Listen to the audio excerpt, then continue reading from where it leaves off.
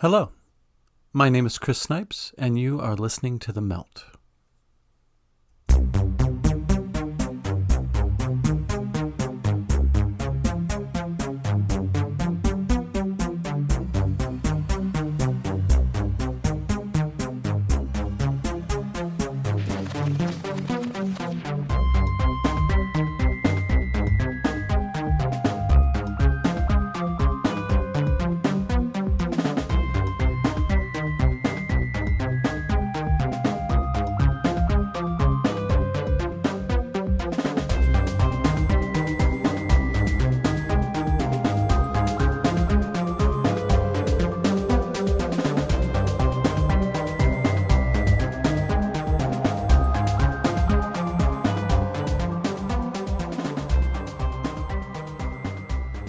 You may know of Carlos Castaneda as the author of a series of books about a Yaqui shape-shifting shaman named Don Juan Matus. When I read these books shortly after high school, I was energized by them. I had already devoured just about everything pertaining to metaphysics and psychedelics that could be found in my junior high, high school, and city library, and I wanted more. I was psychedelic curious, and it seemed as if I'd never get a chance to experience LSD, as it only came through our town very infrequently. My extensive research fed my hunger for such experiences, so when I came across the Don Juan books in the mid-'80s, I was finally given a glimpse of what I thought were actual shamanic rituals and experiences. I learned how to lucid dream from the Don Juan books, so that lent an air of legitimacy to them for me. Owing to numerous inconsistencies in Castaneda's accounts, it became generally accepted knowledge that Castaneda's Don Juan books were at most purely fictitious, and at the very least, highly embellished. But after the dust died down, Castaneda started a secret group. In typical cult of personality fashion, he asked his followers to abandon their families, cut off their hair, renounce their lives, and then they would take on new names, start recovering the power and energy that they had given others throughout their lives, and begin the practice of tensegrity. So begins the roller coaster ride. Today's guest, Hunter Muse, a filmmaker from LA, was in the Castaneda cult for many years and has agreed to tell us about how it was that she found herself in a cult in the first place, and what led her there. I start off the conversation by asking Hunter where she was born and what her childhood was like. I was born in Los Angeles, California, in West Covina, actually, which is a suburb of Los Angeles. And my father was a professional wrestler. My mom was a woman from the South who had children at a fairly young age. My sister, 4.5 years older than I. And she began this adventure with my dad of traveling the United States in some form of a caravan or another, either an Airstream trailer or in a truck, pulling the Airstream.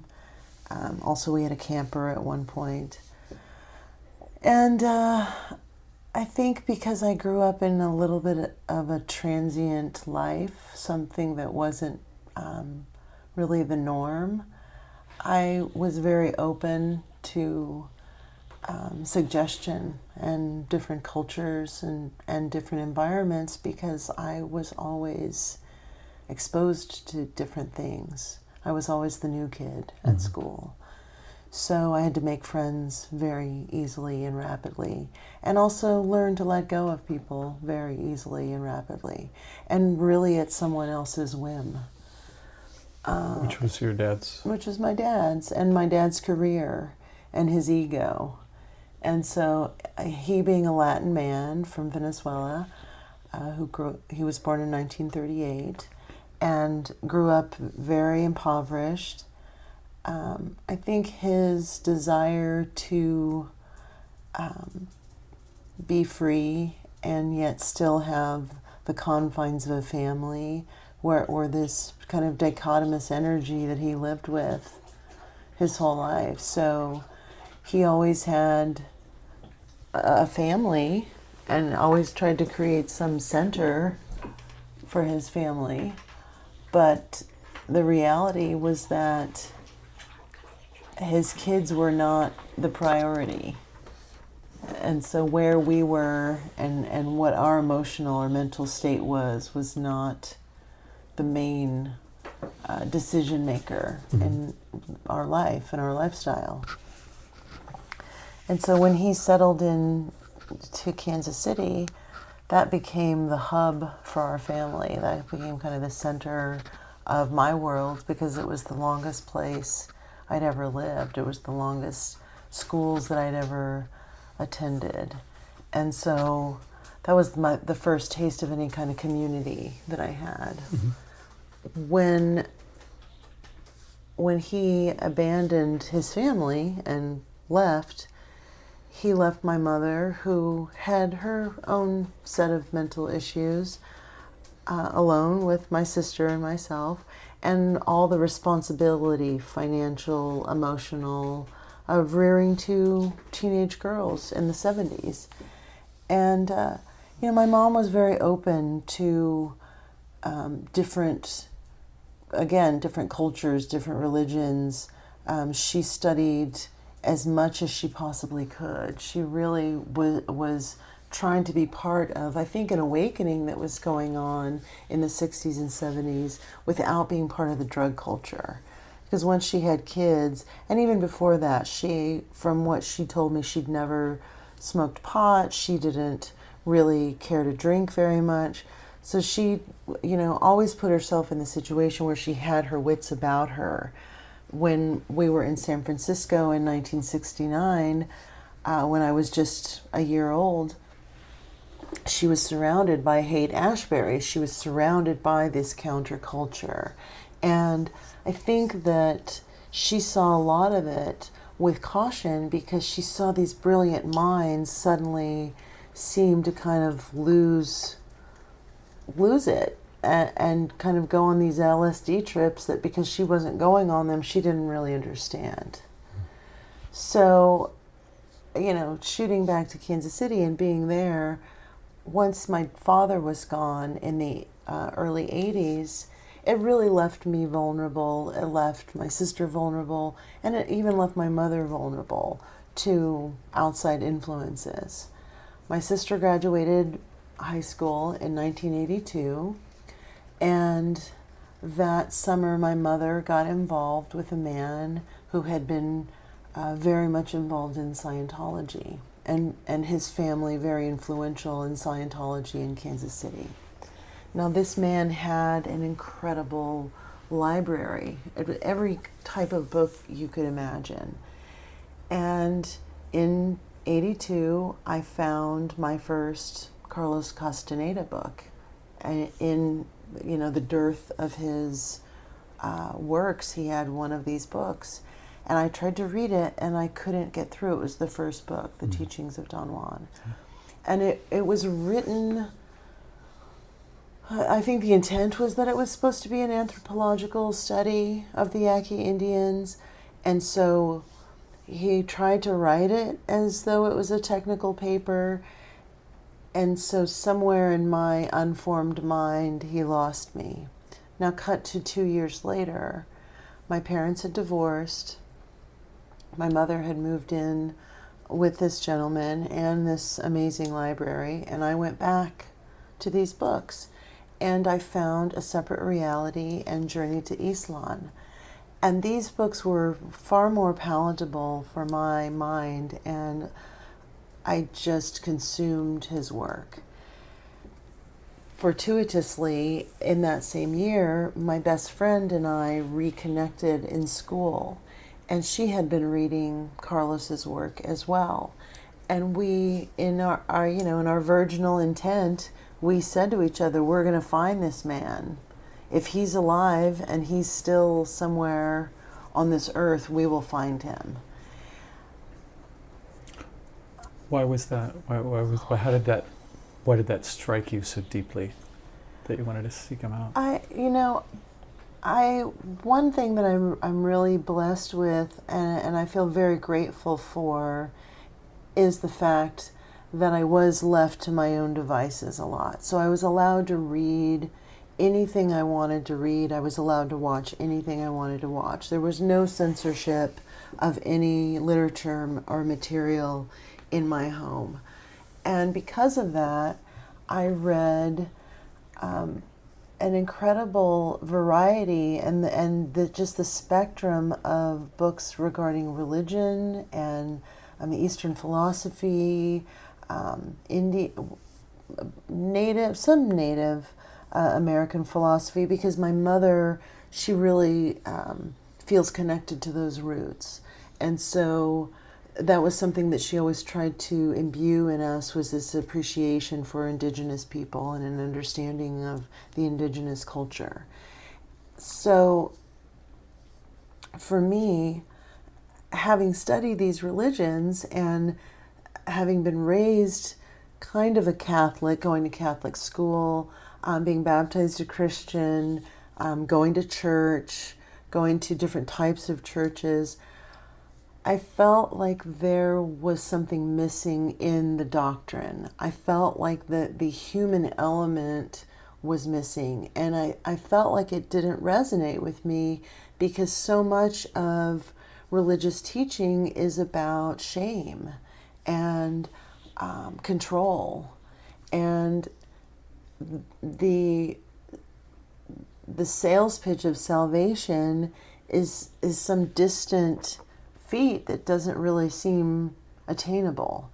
And so when Carlos Castaneda's work came around, and I was, I guess, just again young enough to be able to perceive what he was saying, not as though it were factual, but being able to take it as an allegory and understanding that there was a lesson here that was greater than even the messenger. So seeking him was kind of like saying, like, I want to go to Mecca, or I want to go to the Vatican, like I want to experience, the energy of the mass of other people that stand in the same agreement. So he was representing something that really felt like it wasn't far-fetched, and it was selling it in a way that was really dependent on your own behavior. And I liked that. I liked the fact that it wasn't about shaming anyone. It was saying there are two forces that are existent. There are two ways of perceiving this world: the known world, the thing that we call tangible, and then the unknown world, the dreaming world. And when he said there's this way to bridge that gap, I think because I'd had my own experiences in dreaming, I was looking for a system. I was looking for someone that had practical action that could say, okay, this is what you need to do in order to maintain your awareness. These specific acts. Praying seemed so, I don't want to say esoteric, but it just felt so unmanageable, and like it didn't, like it was a way of saying what my intention was, but it didn't really feel like there was enough action behind it. Like sort of abstract. Kind of. Yeah, like I needed something that was more physical. Like tell me what diet to be on. Tell me how to sleep, how to dream, how to dress, how to act. And because I'm chronically defiant, I may not necessarily do all those things, but at least I know the rules that I'm breaking. Where with Christianity, and especially Catholicism, it seemed like, the Ten Commandments were rules that everyone was breaking, and it didn't really feel like the end result of breaking those rules was really that bad. Like salvation was, you just apologize for your sins, you repent, and then you get a pass to heaven. So it didn't matter if you were a great person or a serial killer. You had that same ticket to ride. And that didn't feel equitable to me.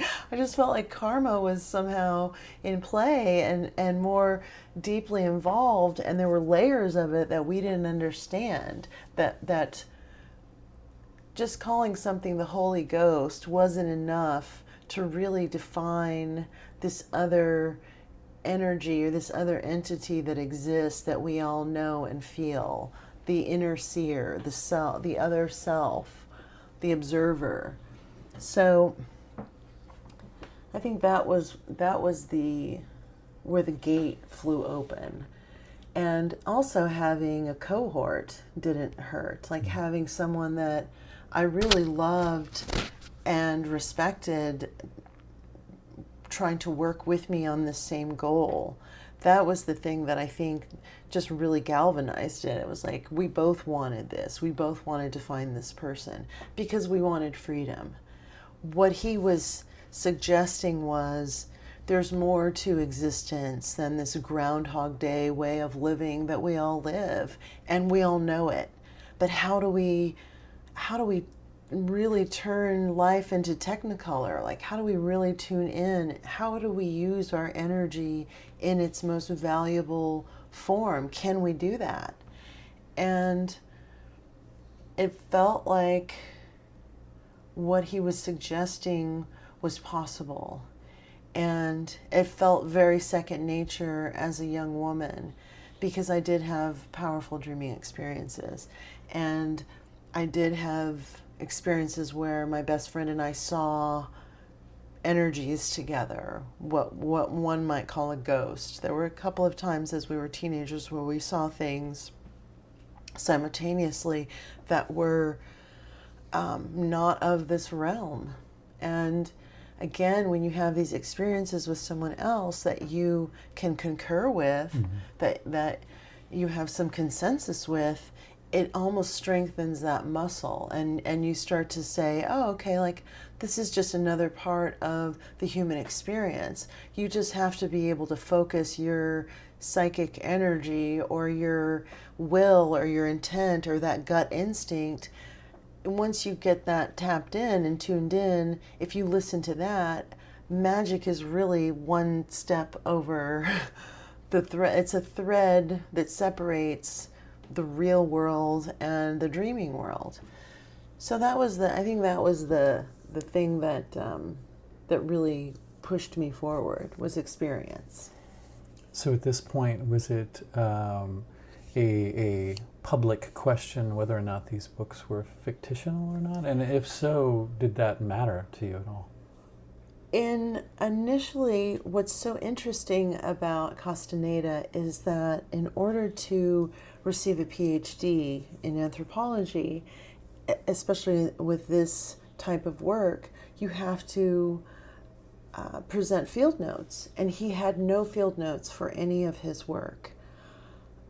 It was unprecedented that he was given a PhD without field notes. I have my theories, and it's taken me many, many years to wrap my mind around what happened and how I fell into this world.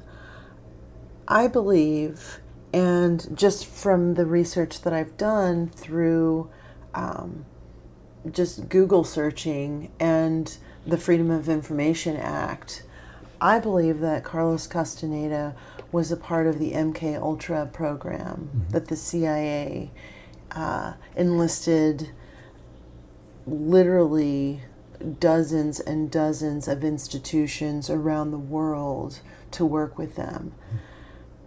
From all accounts, when you start to put the pieces together of who he was in the anthropology department and the people that he involved and that later became part of his group, their work and his work really read as though it comes from a place of brainwashing.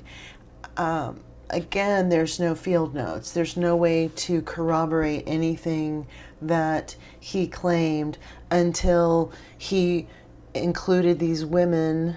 He moved these women into his home, and they started this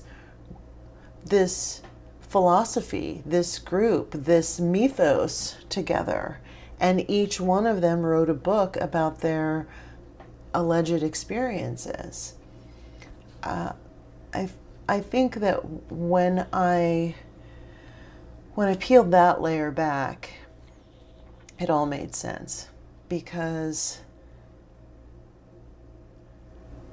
it was an experiment. I think taking someone that you would look at, and of course you would think an old tottering Indian, you know, you set up the exact scenario of what you would imagine a man of knowledge would look like. You create this caricature, and then you come back and you distill all of this information that is allegedly from this Indian. It's very easy to see that if there's some other force involved, they're going to look the other way if they want to see what happens with that experiment, if they want to see how far people will go. He sold 27 million books. His books have been translated in 17 different languages. He has written 12 books. So as an experiment, in many ways you could say that it was successful. In the 90s, they started to actually merchandise and franchise and package this system of belief into seminars, and started charging thousands and thousands of dollars to people to come to hear him speak and to hear these other women speak. The ones that were living with him? The ones that were living with him. So again, what that does is, now you've put a dollar amount on knowledge, now suddenly it becomes this thing for the elite, where if you're wealthy, you can afford freedom. But the average common person can't necessarily drop $2,000 or $3,000 and take a week off to go and get enlightened. Yeah, sure. So, you know, again, it's like, what's the agenda here? Is it freedom? Is it to help people to share the information that you have gathered, that you've distilled and disseminated into these amazing works that you call nonfiction? Now, because he wasn't able to supply field notes, his books have now been classified in some stores as being fiction, because they have been debunked. Or they can float in the ambiguous genre of New Age metaphysics. Yeah, and it's so funny, because they used to say Carlos Castaneda, the godfather of the New Age movement. And I remember at one seminar at UCLA, he came on stage and he laughed, and he kind of was very self-deprecating always, and he said, "Godfather," he goes, "why can't I be the weird uncle? Why do I have to be the godfather?" I think he wanted, once he'd received this attention and was started to make tremendous amounts of money by giving these seminars, I think he kind of realized that he'd missed his window, because there were so many critics in the 70s, and there were people. Cecil B. DeMille's son wrote a book about Castaneda and really went after him to prove that he was a fraud. So there were people that I think knew empirically, just in their own gut instinct, that what he was selling was snake oil. But it was in such a beautiful package for that time that people bought it anyway. And it took people to some really, really extremes of behavior once they got into the seminar segment of his teachings, because it then turns into this cult where it's this very rigid, didactic way of conducting yourself, where everyone does have to have the same haircut, and people are cut off from their families, and you are given a new name, and your sexuality is controlled, and and your possessions are controlled. He told people to give away all of their possessions, including animals. And so people that were very invested in his work and in the teachings, they did all of these things. Of course. And, when I helped Amy Wallace write her book, it took her 3 years to finally finish and publish it. But in the beginning phases of that book, I helped edit her work. And she was one of these people that actually gave her animals away and then mourned the loss of her cats. And she went back and was recapitulating these moments with us and really upset that she felt that she had been, I guess, on some level financially defrauded, but also emotionally hijacked into giving things that were family heirlooms away to him. And then he would, this is such insanity. I know I'm jumping around a little bit. It's just something that comes to my mind. She said that, he said, you can't have any possessions. You're so entrenched in your family's personal history and your father's Irving Wallace and who he is and what he means, and you have to give away everything from your family. So he, of course, starts with the jewelry, and he asks her to give him basically anything that she finds valuable jewelry in her home to him.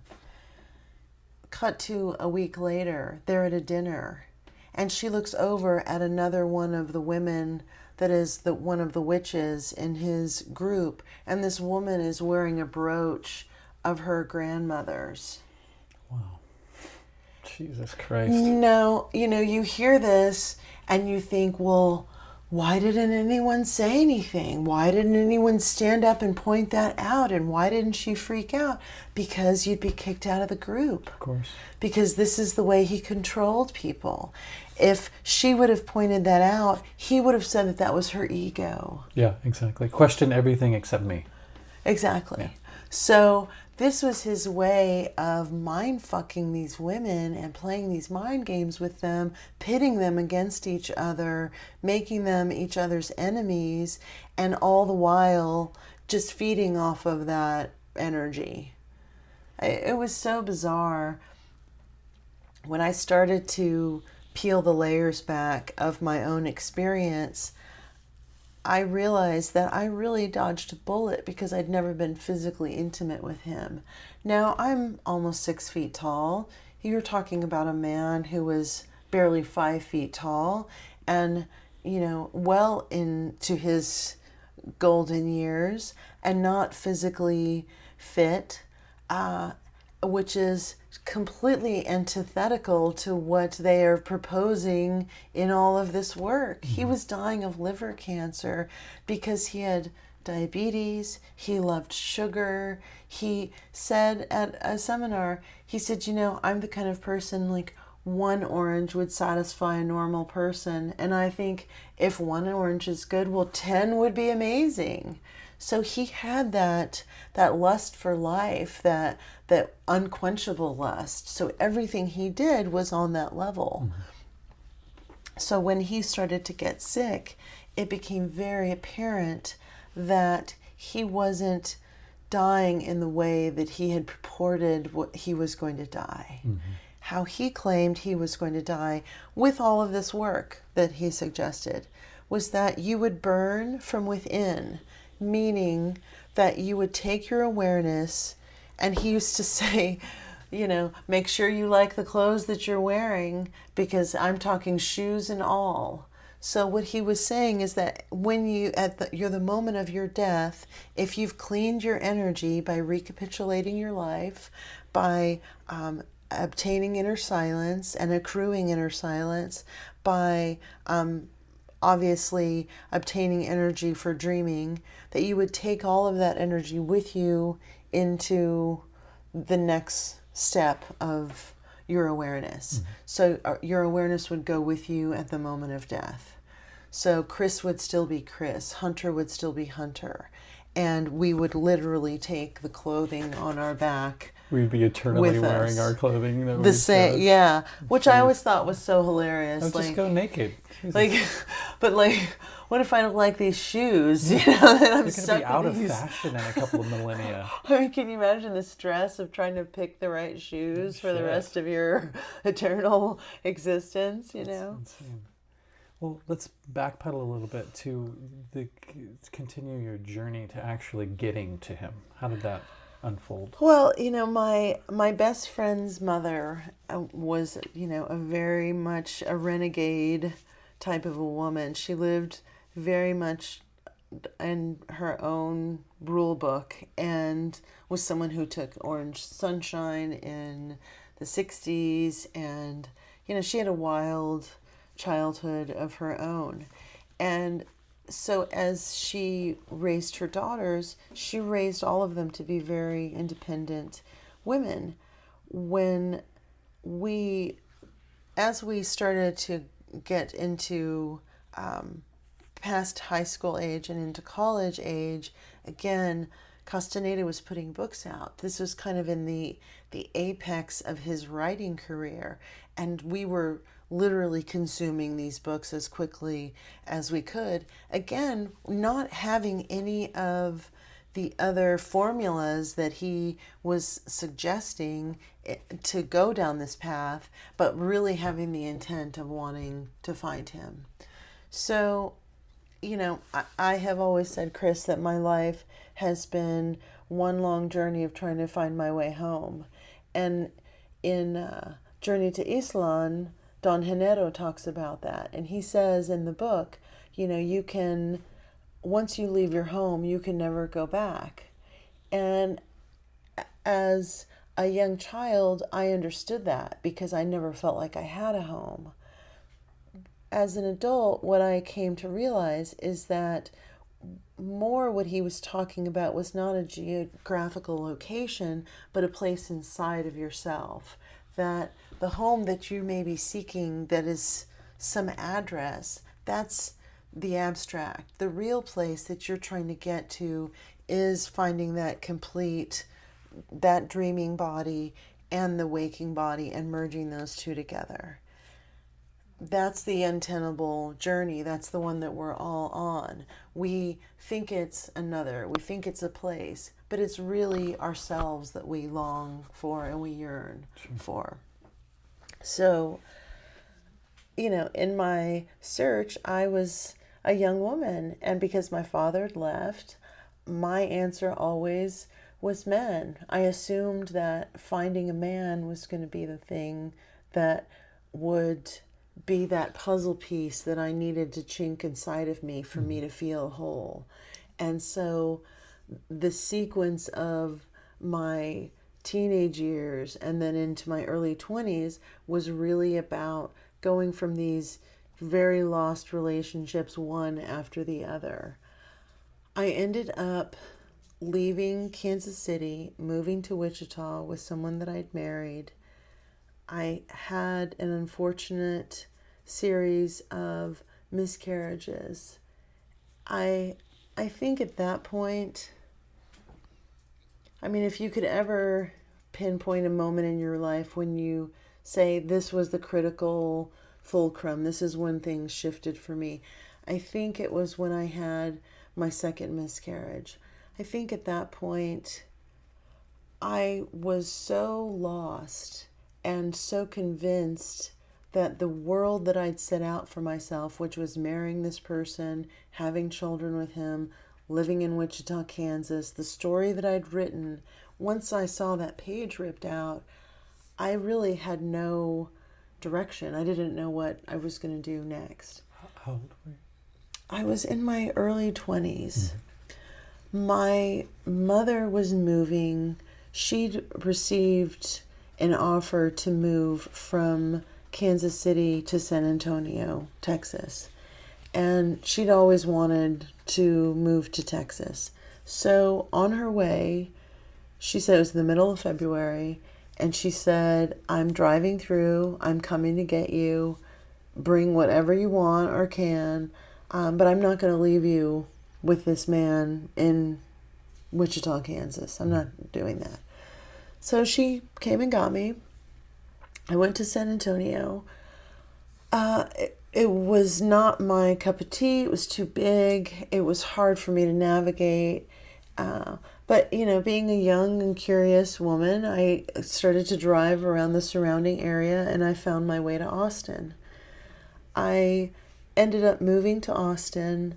I got involved in a series of, one really serious relationship that I would say probably at the moment I felt brokenhearted. I went to New York. Again, my best friend had gone from Kansas City to Arizona. She was living in Tempe, Arizona at the time. I went to New York. Within the first 3 weeks, I had an apartment, I had a job, I had friends. I was going to live in New York. And this was in 1994. And I called my best friend on a payphone and I said, I got a job. And she said, where? And I said, this is how naive I was, this place called The Vault. And she said, what's The Vault? I said, I don't know, it's a club. And she said, well, what are you going to be doing? And I said, they're going to pay me $500 an hour to slap men in the balls. And she said, I'm sending you a plane ticket. You're coming to Arizona. Was that a good move? I arrived in Arizona with stark red lipstick, white face, turtleneck, leather jacket. I look like Elvira. I get off of the airplane. It's, of course, a balmy 95 degrees. Everyone is tan. And I look at my best friend and I said, I can't live here. And she said, why? And I said, because people wear shorts here. Now, cut to a month later, no makeup, tank top, shorts, and flip-flops, and I'm living in Arizona and absolutely loving it. Mm-hmm. So the leap, what was so interesting about that particular pivot was that the leap was so distinct from where I was and the trajectory that I was on compared to where I turned and the direction that I started down. Mm. So, she and I had a history of nannying and babysitting and working in daycare centers. And so it was usually fairly easy for me to find some kind of a job. I found a job in retail. I started working at a local store there and, going to clubs and seeing bands like the Deftones and Fishbone and just all these amazing bands that would come in to town. And, I've always been a voracious reader. I really love to read books. And because I traveled so much, comics and books were my savior in the backseat of a car. So, I read Call of the Wild when I was 6 years old by Jack London because it was given to me and it was something that it was a world that I could dive into.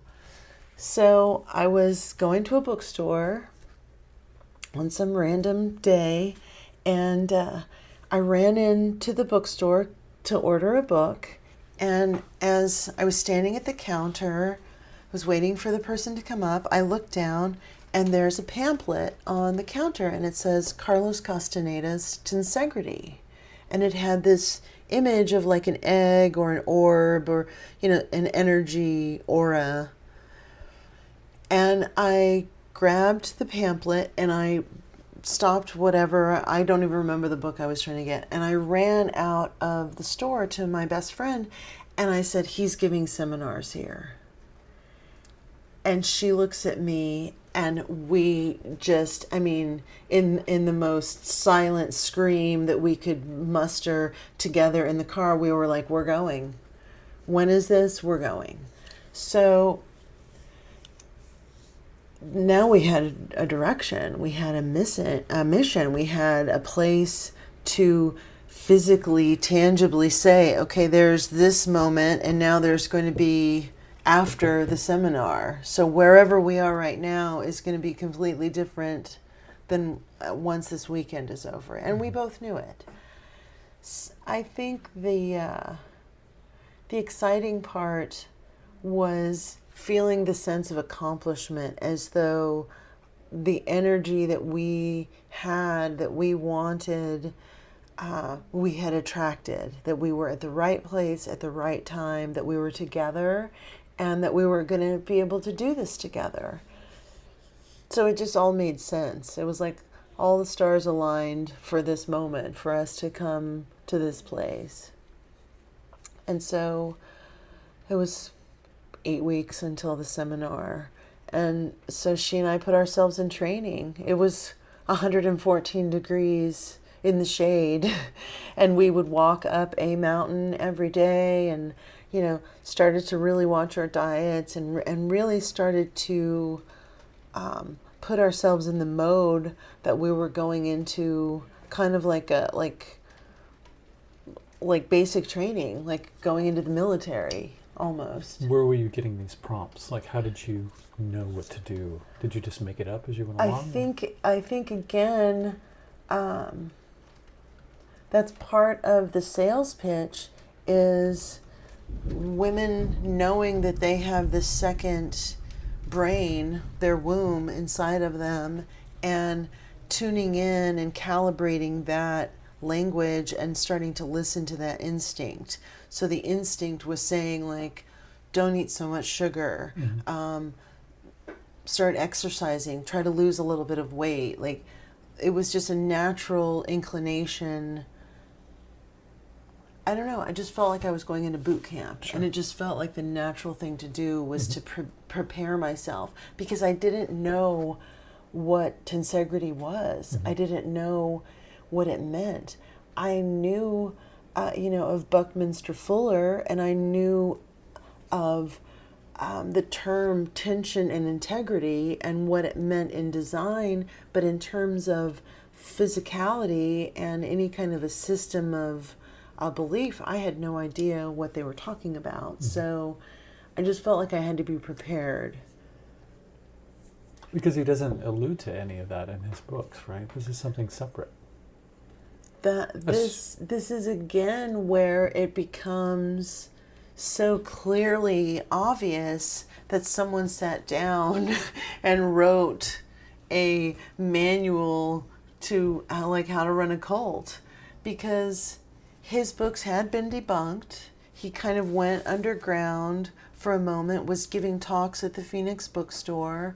I think the women that he was close to, they had all practiced Qigong, they had all practiced karate and kung fu, and so the women had that knowledge, and I think they added that element to his work.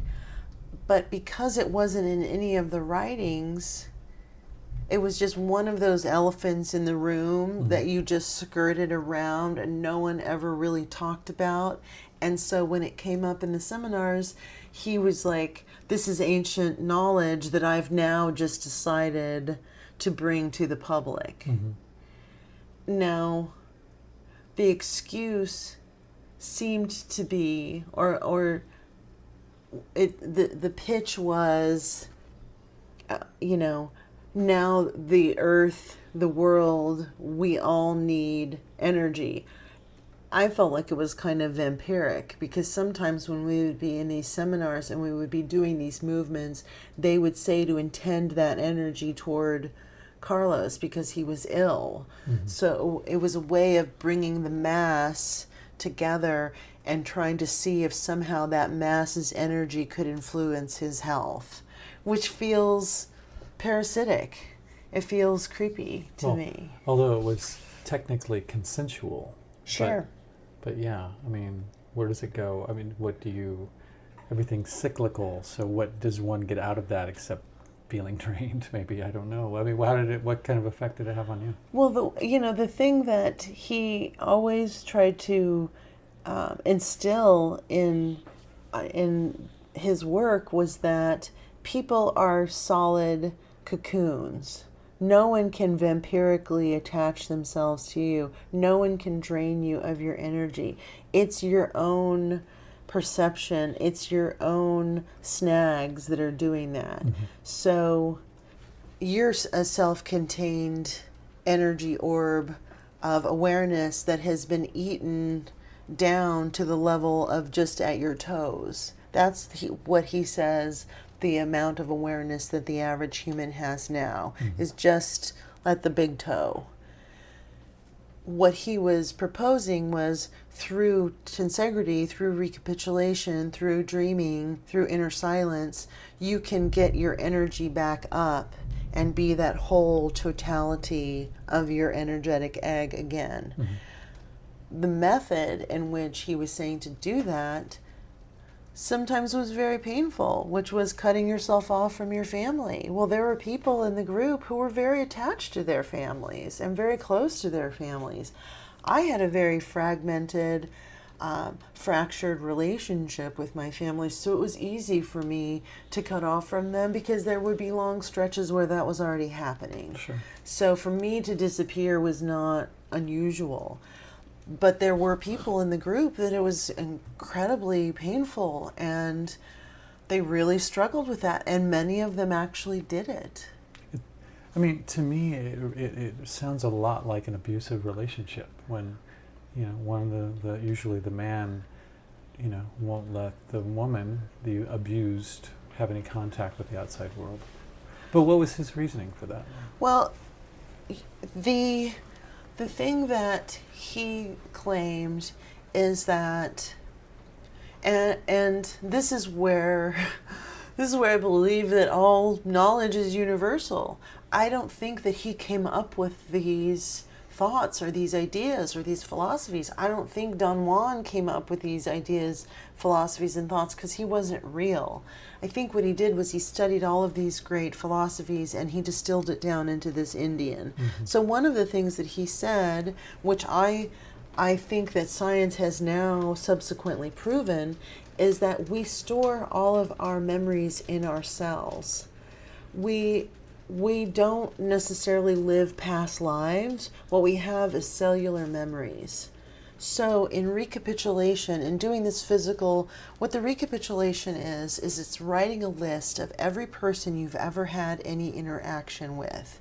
Now how that works is from today, all the people you interacted with, the lady at the cashier, the person where you pumped your gas, the guy who gave you the hairy eyeball when you were driving, all those people, every day you have to breathe away those interactions because those interactions are snags. Those are the things that keep your energy down.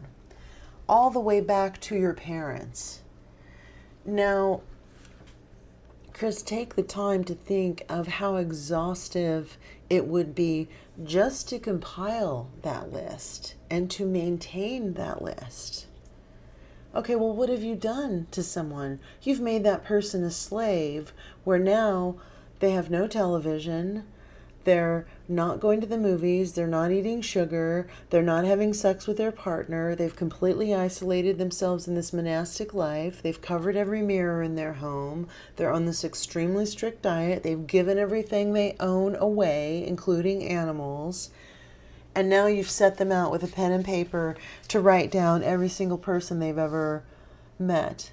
So now you've locked that person away. If they're really devoted, that could be years and years to really do that, because it's not only every person, it's every interaction with that person. So imagine how many interactions you've had with your children. Sure. Imagine how many interactions you've had with your parents, and taking it back to that point, to your birth. The next step of that, because it gets better, the next step of that is then you recapitulate all of your ancestors as far back as you can follow when they were born, when they died, and what they died of. The idea being that you can dislodge that connection. Again, this is all about freeing your energy. We want you to have your own energy, your own awareness. So by doing that, what you're doing is you're breaking the chain of that heredity. So now you're not going to die of lung cancer because your great uncle died of it. You're not going to have ABC problems that are hereditary. This is all what he was proposing if you did this work. Now, I don't know anyone in the group, anyone including him, that did the work and lived. So he's not really batting with a great record as far as I'm concerned. Sure. Well, let's go back to how was the first thing that you went to? The first seminar? Yeah. How did you leave feeling? Well, I'm a really, really simple monkey. I'm a simian. I'm as basic human as they come. If you give me the rules, then I will follow them if I feel that they're appropriate. Yep. And sometimes I may break them because there's a side of me that is very chronically defiant. He had very specific rules, again, about behavior, about things that you had to change, things that were huge tasks that if you really did it would, again, take years. Imagine trying to get rid of all of your stuff. Physically recapitulating every single thing you've ever had that you had any emotional attachment to. So we walked away with this massive list of things that we had to do, and part of that list was making money to go to the next seminar. So then it became this hunger to go to these seminars, because every seminar they were teaching more secret passes. So you wanted to learn these magical passes. The more seminars you went, the more talks you got to have and hear and be a part of and possibly ask him a question. I mean, it became this fervent desire to get to these seminars, and they weren't cheap. The cheapest one was like $500. And some of them were in the thousands and in really bizarre, exotic locations that would cost thousands of dollars to get there and to put yourself up. And, it was really, again, being sold as this thing, and no one wanted to admit this, but it was really for the elite. It started to become very clear. It was like, this wasn't a Jesus movement. He wasn't trying to wash the feet of the poor. It was like, who's got the cash? Yeah. Like, how much money can we make? And you do the numbers, and they were making hundreds of thousands of dollars at each one of these seminars, and selling merchandise, and selling videotapes of the movements, and selling all the books. So what about the movements? That's what tensegrity is, right? Yeah. What's the deal with that? Tensegrity was taught allegedly by, 27 generations of Yaqui Indian seers were taught and learned these magical passes that, again, allegedly raise your level of awareness. I think the thing to really understand about any type of physical movement is it's all about the intent behind it. So if you're approaching something, whether it be ballet or running or qigong or any type of exercise, and you really give your body the signal and the message that this is about accruing inner silence, that this is about awakening your cells. If you tell yourself specific prompts and specific messages, again, just the mesmeric ability that the brain has to by rote connect with physical movement and mental suggestion, you can use anything to do that. He tried to claim that what he was doing was not exercise, that this was something that was coming from a spiritual or a magical place. I have had just as many spiritual, magical experiences on an elliptical trainer or on a treadmill because I was the person that was doing those movements. I didn't get the movement of running from Carlos Castaneda. My body knows how to move in a way that can silence my mind, where suddenly the momentum of the physicality of what is happening takes precedence over any thought processes that I might be having. This was what he was selling with the magical passes, is that it was really about creating and extending internal silence. And that's the intent of these movements. But you were supposed to be telling yourself things while you were doing specific movements, or what? Well, I think very much like Buddhism, I think the intent is not to be speaking your internal dialogue, but be observing the fact that is bifurcated from the true self. That it's kind of like a good angel, bad angel thing on your shoulders. Like monkey mind, kind of? Yeah, it's kind of like the monkey brain needs the physical stuff in order to quiet itself down, to give itself something to do. So he works, the Buddhists talk about the monkey brain. Well, what he talked about is the nawal and the tonal. The tonal is, as I said before, the known world, the right side of the body. So it's the side that needs very more direct movement, more like the hits were more like chopping and almost more like a karate move, where the left side of the body is a lot more fluid. So these movements had a lot more fluidity to them. And there was more of a moving and the energy in more of a rhythmic manner than this. So again, you're taking these two halves, this duality of the human experience, and you're trying to merge those two. Again, with the mind not being the one who's guiding the car. It's your intent and your energy that quiets the brain. And the movement is the thing it's just something that you need to do in order to quiet your mind. And you would do these movements simultaneously with your right, like the fluid and the more... Sure. Yeah. And we would do it in a group. Again, that was a huge part of the seminars, was doing these movements. And then there were lectures in the midst of that, and then of course they sold video cassette tapes where you could do them at home, and then there was a book that was a companion that went along with it. The idea was that then groups would be formed and you would go and do these movements in smaller groups. If you couldn't go to the seminars or in concert with the seminars, you could go to a group in your town. And there are literally still hundreds of groups all over the United States and world of people that do tensegrity.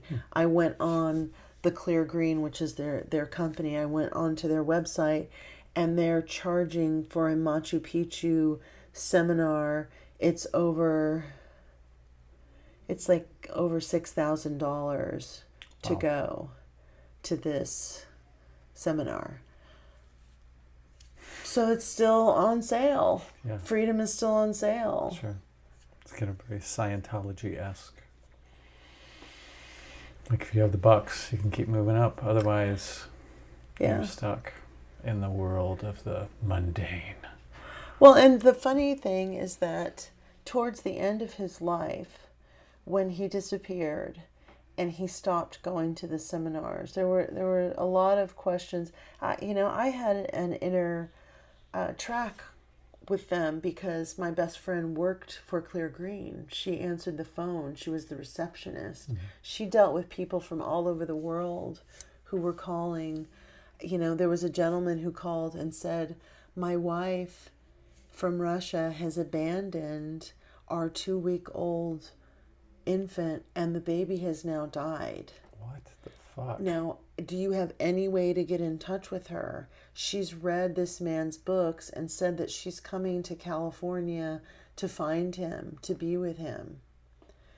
After he died, there were multiple suicide attempts.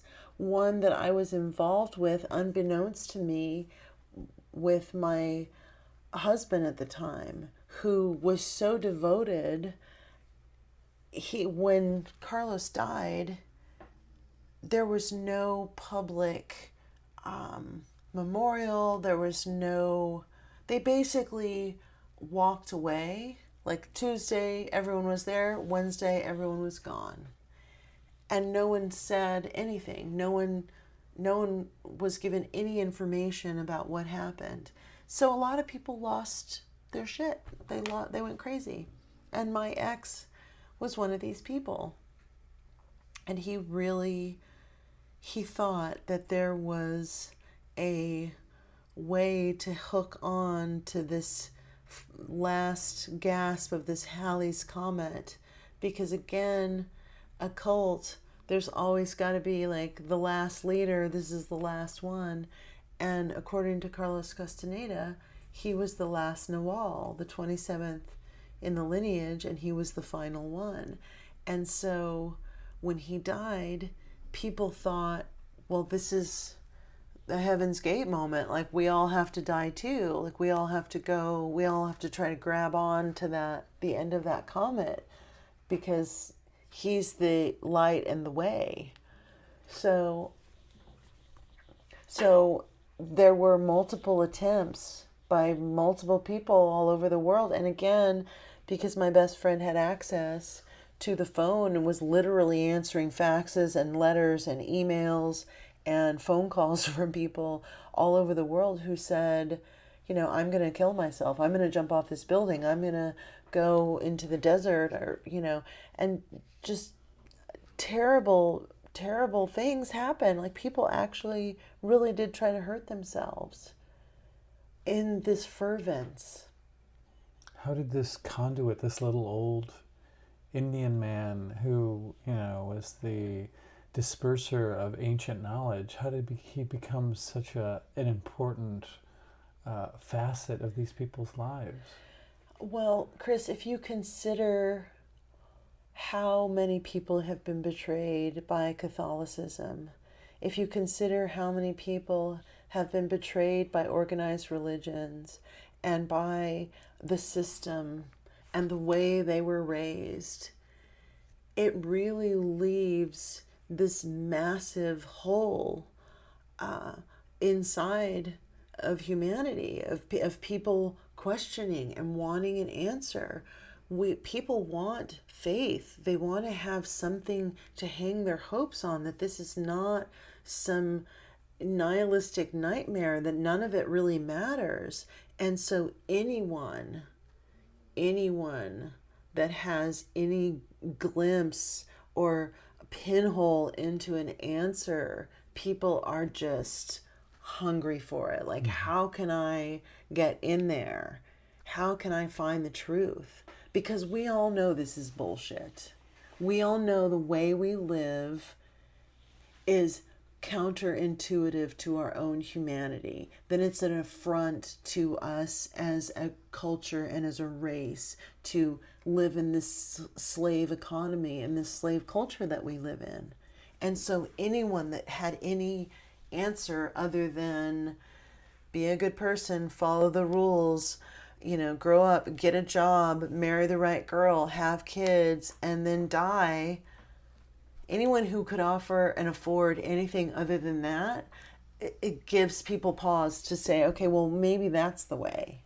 Well, yeah, but I think the thing that confuses me, that I keep running up against is, and it happens time and time again, not just in this situation, but people who get drawn into something because of the teachings and resonating with them and having the answers to a lot of their questions, and having that turn into the teacher. Like, how does that focus shift? That's where I get lost. Well, I know this is going to be a weird comparison, but it's kind of like the kids that were really super successful in high school. they get stuck in that era. And their whole life is about living those glory days. It's about remembering way back when and when they were the heroes.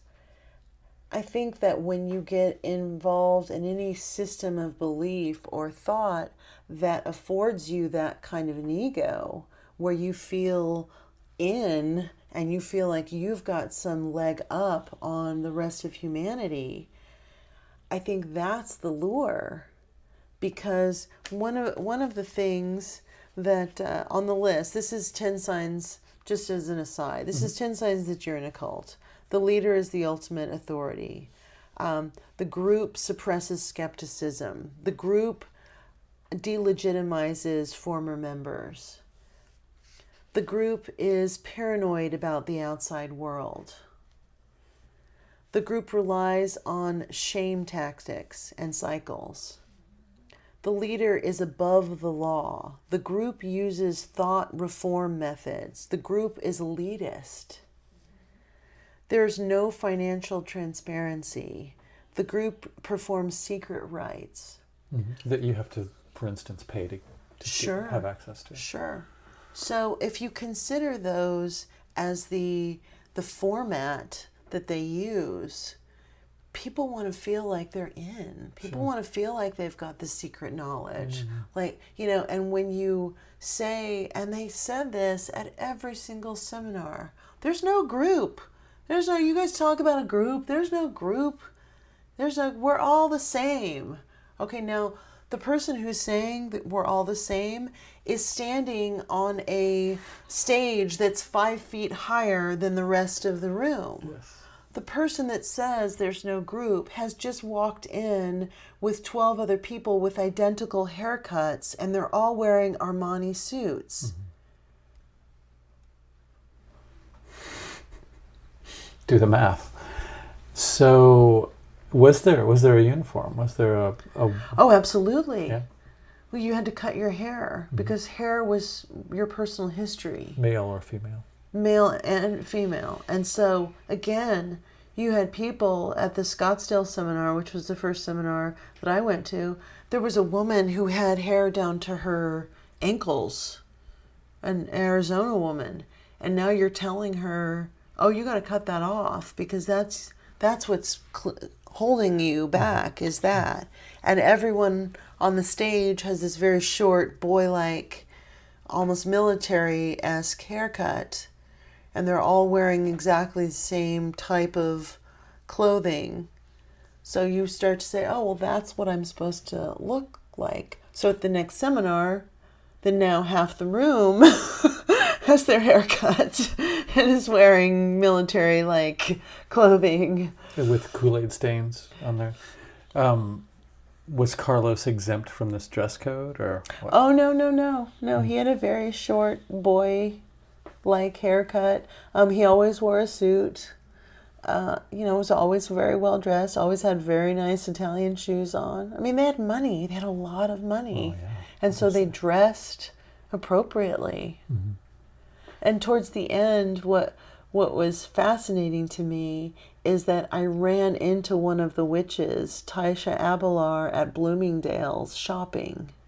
And she and I actually physically ran into each other. Now, of course, we were told at the seminars that no witch would ever be so unobservant that they would physically run into someone. Like, that would never happen.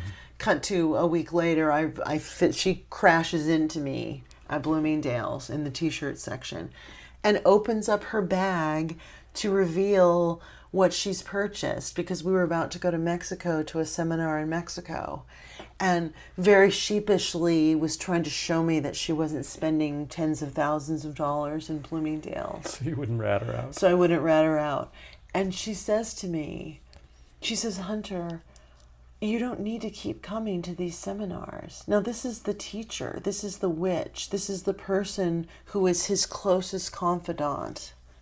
She says to me, and the only one of them who actually earned a PhD, mind you, in anthropology at UCLA. She says to me, you don't need to keep coming to these seminars. And, of course I was horrified. I was doing literally everything I could to get the money to go, like renting my body. I was doing anything I could to get to these seminars. I had never considered prostitution until I got into the Carlos Castaneda cult, ever. I'd never been put into that situation until I got into the cult. And they said, you'll do whatever it takes to get here. Go sell your body if you have to. Well, that was all it took. And then I went and I did that. So she said, you don't have to keep going. You have everything inside of you that you need now. Now that you've gone these years to these seminars, you have it all. Now go do the work. So she was telling me, it was almost a foreshadowing of saying, stop being in this cult and giving these fuckers all your money. You don't need to do it. If you believe in this work, go do it. Go finish your recapitulation list and recapitulate your life. Go work on dreaming. Go work on tensegrity. Go do all the stuff we've already taught you. You have thousands of movements inside you already. Go do it now. Because the cycle then becomes, again, the high school prom queen who did so great in high school. She wants to keep going back to high school. So a lot of the people, and you could see them in these seminars, a lot of the people were not doing the work, but they kept paying to come to these environments. I'm such a pragmatist. I got to the point where I started to see, even before I had that interaction with her, I started to see people clearly being hypnotized. We would be in, I remember several instances, one in Pasadena and one in at UCLA. And I looked around the room and everyone in the entire room was asleep. Everyone had their eyes closed. And I just thought, this is not what I need. I don't need this dude to tell me. Like, it just, like, that inner voice was just saying, something's not right here. Like, the secretiveness, the lack of transparency, the fact that they were doing weird financial surreptitious things, that they were taking tens of thousands of dollars from people who could not afford to go on these trips and still taking their money, bankrupting people, you know, all of that. And because I had this connection on the inside with my best friend, and I was really hearing what was going on, and then I went to work with Amy Wallace, and I started to edit her book, and I really started to hear who these folks were and what their relationship was to each other and what their relationship was with him. I was just like, this is all bullshit. And so I think the deprogramming took about 10 years. It took me about 10 years to get out of it completely. Now, I'm still very close with people who are very teachers, very much involved with them, still very enmeshed in their world, still see these people on a regular basis. But I got out of it. And once I got out of it and my best friend got out of it, I felt like I needed to start to do the investigation. Like I needed to unpack all of it and say, okay, what the fuck was that? And it took me about 10 years to get down to the MK Ultra conclusion, because a rational person is always going to ask themselves, how did I get involved in this? How did I spend tens of thousands of dollars going to these seminars all over the world? How did I not see my family for 6 years? Why did I give up all of these material possessions that I loved, like family photos that I loved, things from my grandfather that I'll never get back, that I threw away at their behest? Yeah, I think the letting go of the material stuff ultimately was a positive thing. I think the negative side of it was the intent behind that wasn't to free my energy, it was to control me and to control all these other people. So that, that's where I started to feel slighted and pissed off, and really going through this emotional gamut of like, what the fuck happened to me? Like, I was legitimately brainwashed by this and gave my sovereignty away very quickly and very easily because I was being sold this bill of goods of freedom. I was being told, if you do all this stuff, the end result of that is going to be this.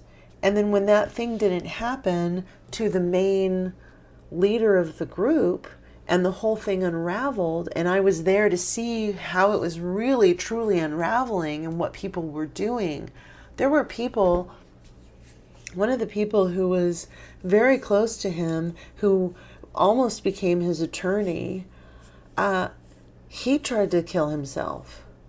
And the story, what's so interesting is that what happened with my ex was that my ex tried to create the perfect weekend. And once we got there, then he told me what the intent of that weekend was. But what he did was he rented my favorite car. He got 62 hits of ecstasy. He got 2 ounces of marijuana. He got a hotel in my favorite hotel in Malibu, and he took me there. And when we started to take the ecstasy, he told me what the intent was. He said, we have to go. And, of course I'm tripping and I'm thinking, go? Like, where are we going? And he's like, no, like, we have to find a way. We have to find the way. Like, what's the way? And I didn't know at that point that he really meant, like, we need to lay down in this bed and dream ourselves to him, or go and climb a mountain and jump off it to find him, or whatever method to jump phylum. We've got to do that, and it's going to happen this weekend. So, in an effort to get closer to Carlos. In an effort to reach Carlos. Mm-hmm. Because this was the intent. Right after he died, mm-hmm. all the people that were around him were like, okay, now's the moment to act. Not really understanding this person died in the way a normal man that had cancer would have died. He didn't die in some magical way where he actually burned from within, and there was this epiphanous moment where his shoes and everything vanished, vaporized in thin air. That didn't happen. He didn't shed his rainbow body. He didn't shed his rainbow body. And so all of these people were panicked and trying to figure out a way to grab onto that comet. And so my ex's way was this drug method. That's what he thought was going to work. Oh, and how many hits did you? 62. He was planning on you guys taking all of those. How far did you get? I think when we left the hotel, he probably had 30 left. Wow. Now, Jesus. in that time, we, at one point, after the first day, like, we were tripping 24 hours. After that first day, we saw a boat that was out, a quarter of a mile out in the water. Now, when you're hallucinating, you can manufacture anything into any story you want it to be.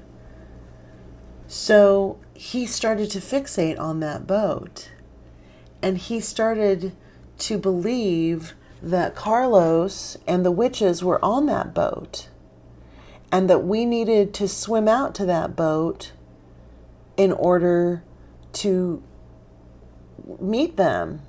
That they had been waiting all day for us to get it together.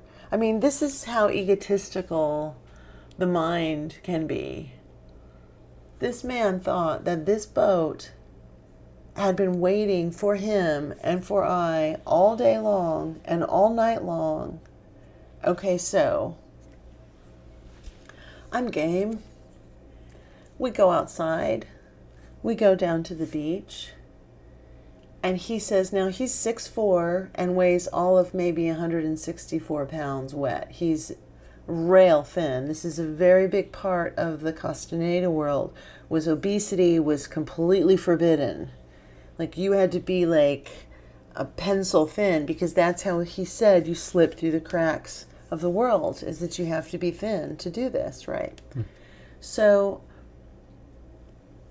we get down to the water, and he says, he looks at me, he says, do we have to swim out to that boat? And I go, sure. You know, I'm a sturdy woman. I'm a strong woman. I'm a strong swimmer. And so I get into the water, and without really even thinking 2 seconds, I get sucked out 150 feet into the ocean. I look back on the shore, and he's standing there shivering, shivering, shivering. I can't feel the water. I'm so numbed out by the ecstasy. And so I look at him, and he's not coming out. And so I swim back, and I say, what the fuck? We were going to go swim to the boat. Like, and he goes, I can't do it. I'm too cold.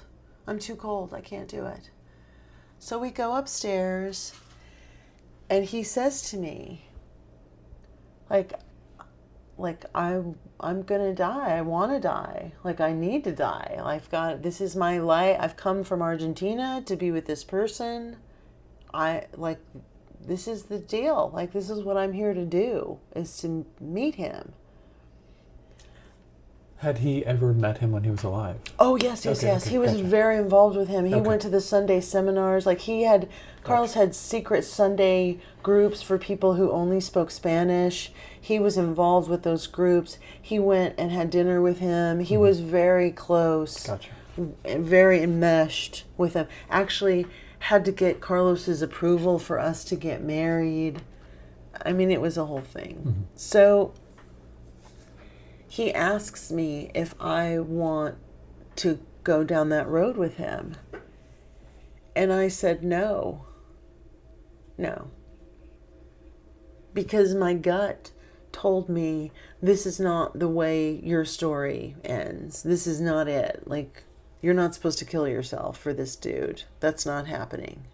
So, fortuitously, the day that we're checking out of the hotel, I'm coming down the stairs, and it was almost like the default world, my reality, literally slapped me in the face as I came down those stairs, because my boss from my job at AC Nielsen EDI was at the bottom of those stairs with a woman he was having an affair with, who just happened to be having an affair at that hotel.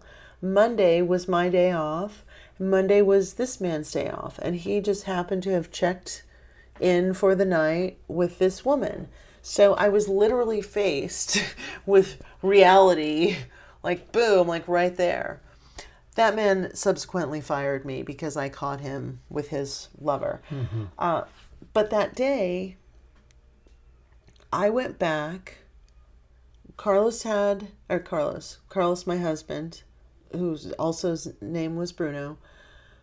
Bruno had a rent-a-car. He'd rented this car, and then I had our regular car. So he said, I'll take the rent-a-car back and then just take a cab or a bus back to the house. You take our car home. Okay, so I go home. This is a Monday. He doesn't come home Monday. Tuesday rolls around. He doesn't come home. Now I call my best friend. Again, I have taken a tremendous amount of ecstasy. I'm still in the come down, kind of standing between two realities frame of mind. I call my best friend on Tuesday night and I say, Bruno hasn't come home. And she says, well, where is he? And I said, I know where he is. He's gone to the top of the mountain. He's in Eaton Canyon right now. And he's going to jump off the mountain because he's trying to reach Carlos. And she says to me, well, what do you want to do? And I said, I don't know. I don't know what to do. I know where to find him, but it's fucking 11 o'clock at night. And do I want to go and break in to a state park to try to go and find him? And she said no. And she was right. So I didn't go. Wednesday rolls around, still no Bruno. Thursday rolls around, still no Bruno. Now Friday. I work at night. I'm sitting in my part of the house because we live separately in the same house. Because sorcerers aren't supposed to sleep together. Again, this is about controlling people's sexuality. We weren't even supposed to sleep in the same bed together. So he has a separate bedroom than I.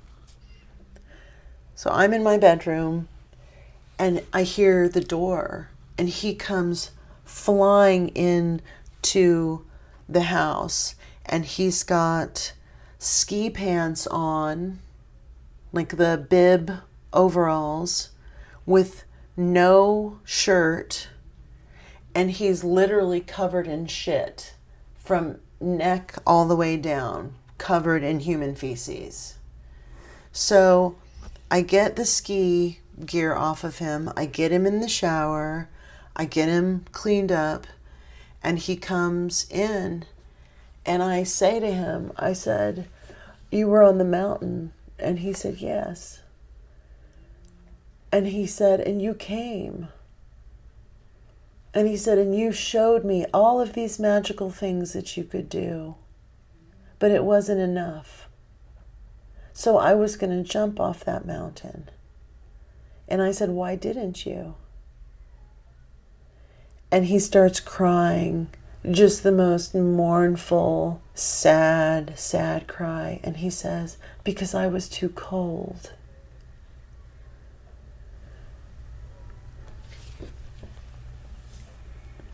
And I said, okay. And he said, I waited for the sun to come out.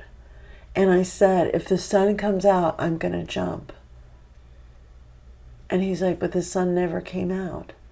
So he had been there almost a week, in the rain, in the ice freezing cold outside, totally exposed, tripping on the remaining 30 hits of ecstasy. He kept taking them? Kept taking them, trying to get up the courage to jump off the mountain. But he said it was just like when we were at the water. He was so cold he couldn't do it. And I laughed because I said, you know, it's so funny. You're talking about ending your life, and the one fucking thing that stopped you was your own personal comfort. Yeah, exactly. There's a disconnect there, I think. Like, who gives a shit if it's cold if you're going to be dead in 30 seconds? Those are worldly concerns. Exactly. So, cut to, you know, within the same year, I go and I meet with another one of the men in the Tensegrity group, the person who had been very close to Carlos, that had almost been given the position of being his the executor of his will and his attorney. And he told me a similar story, that right after Carlos had died, that he was going to kill himself, but he was going to the desert to do it. So as he drove out to start on this journey to end his life, the air conditioner on his car broke. He stopped and turned back around and went home because he was too hot. I'm sorry. It's just funny. It's just kind of ironic in a strange way. So here are these two men who absolutely, completely devoted their lives to Carlos Castaneda and his teachings. And in the moment of the truly impeccable act, which was to try to grab onto that comet, the one thing that stopped both of them was their ego, self-concern, Mm-hmm. the antithesis of the teachings. Yeah, exactly. Well, I mean, I've never heard anything addressed in the mythos about any sort of afterlife. So where were they going to go? I mean, he didn't believe in past lives. So where were they hoping to meet Carlos?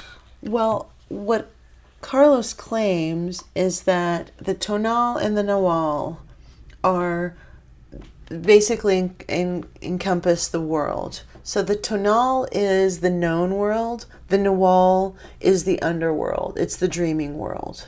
What he is proposing is by doing this work, you're able to take all of your awareness, all of your attention that you have in reality, in the daily life, into the nawal.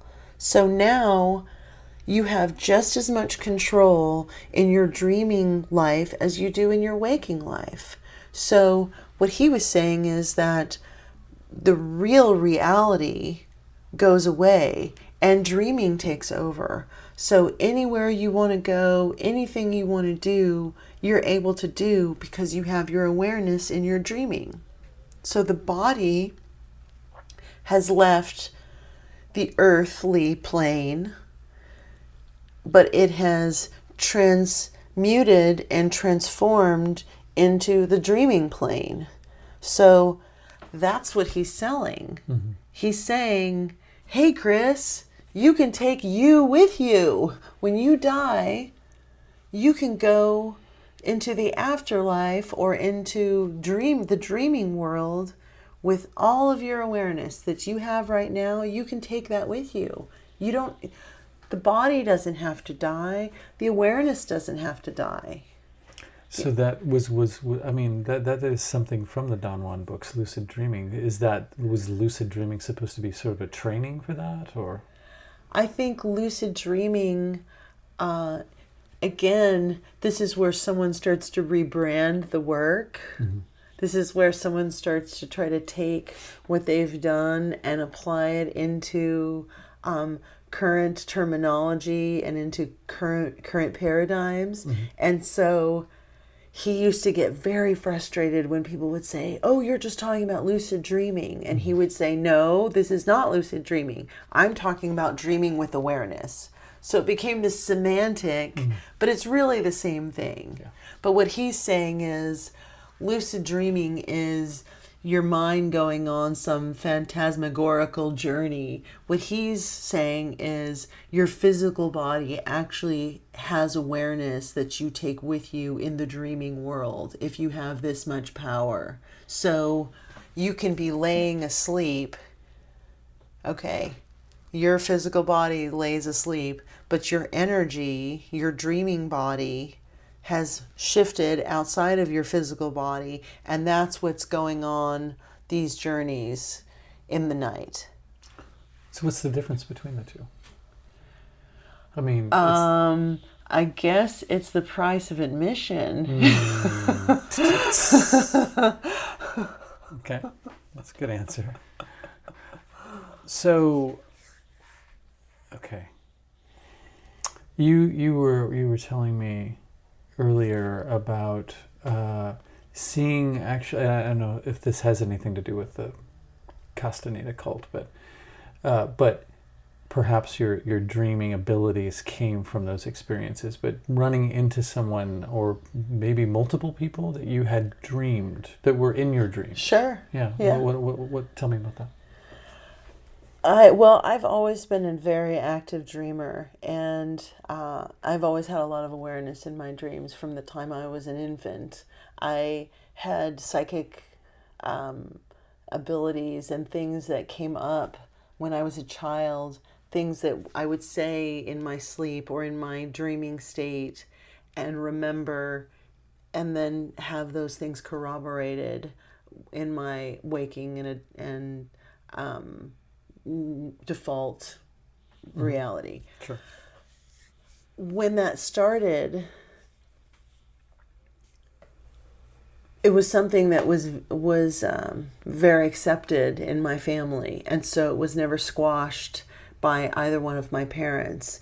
They I think they both believe and understand in energy to a certain degree, and they also believe and understand in a lineage and an ability to share certain gifts. And this is a gift that has always been on both sides of my family, just having this psychic ability.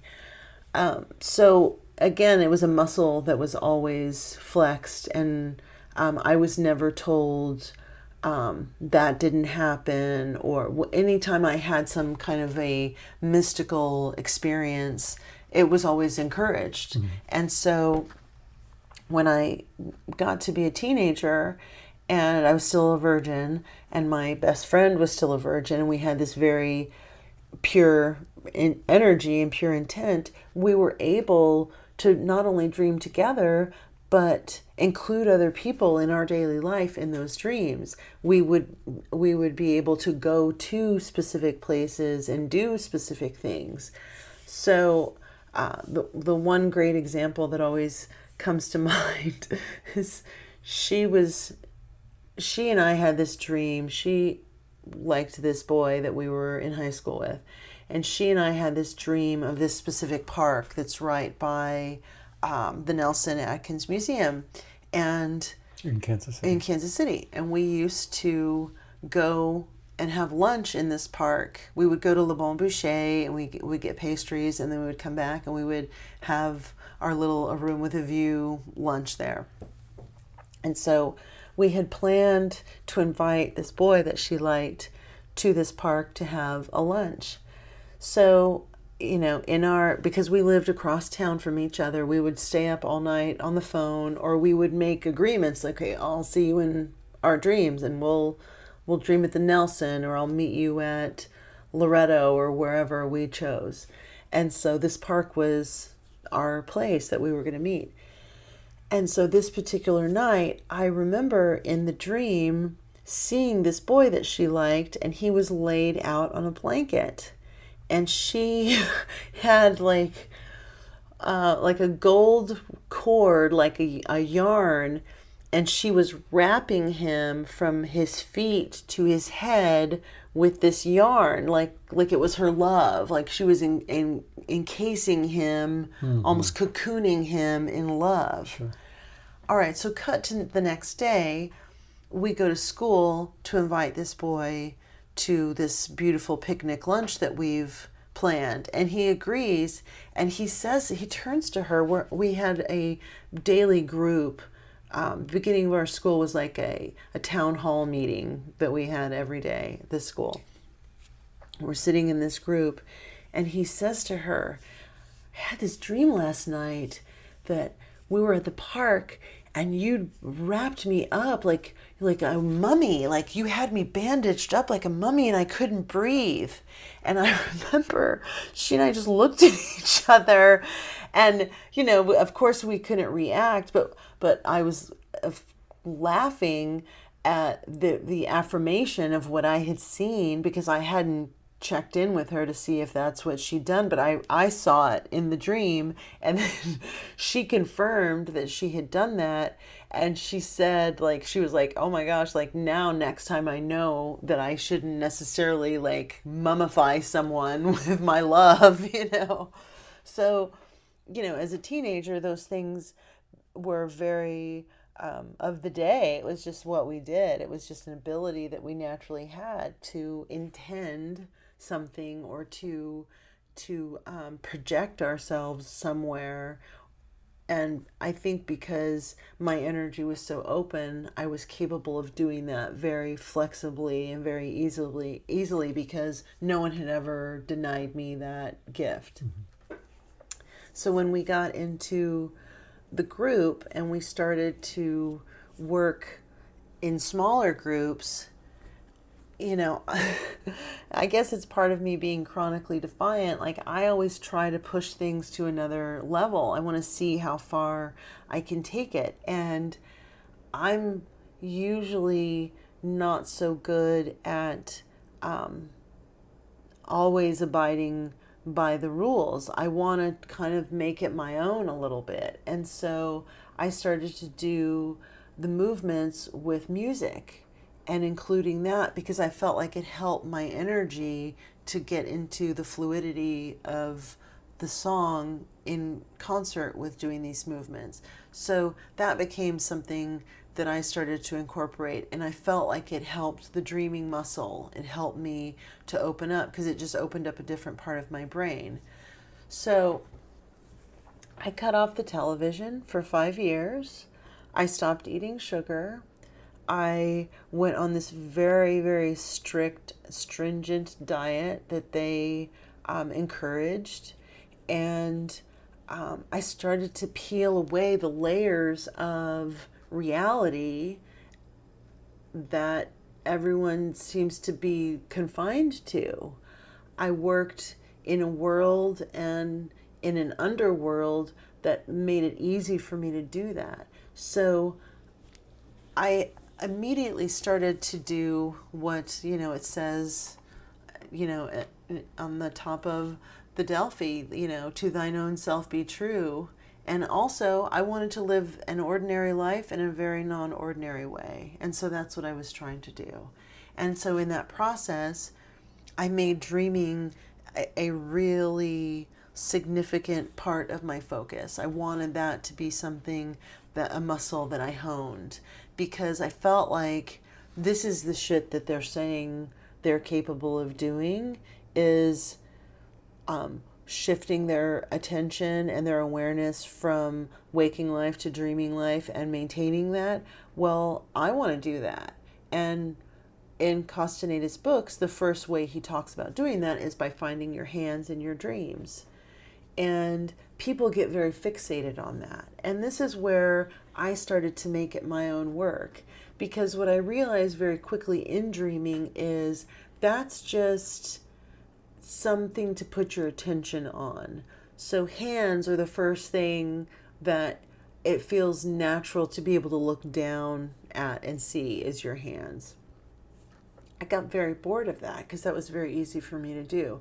What I was more interested in was being able to look in the mirror in a dream and maintain my gaze. Because usually what happens in a dream, if you find a mirror, is that everything starts to get real freaky and funky, and it starts to kind of take you out of it, because that's another dimensional realm that's reflecting. Mm-hmm. And so you can hold that awareness or not. And so my goal always was to hold my awareness in a mirror.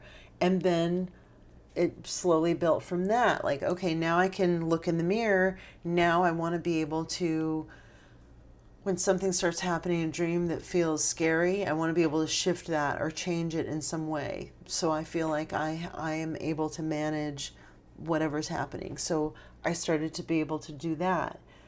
Then, because I was so involved in the movements, then it was like, I want to do tensegrity in my dreams. I want to be able to do these movements with the same capability that I can do in my default waking life. And so I was able to do that. Now, in that process, what started to happen is that other people that were in tensegrity, that were doing the work, those people started to pop up in my dreams. So I would always see my best friend, because she was my cohort. We had started from the beginning. So she would always be somewhere in the mix. But then it started to be the teachers. I would see the teachers. And then I saw Carlos. And at one point they had me on a table and they were pushing at different points in my feet, trying to wake me up.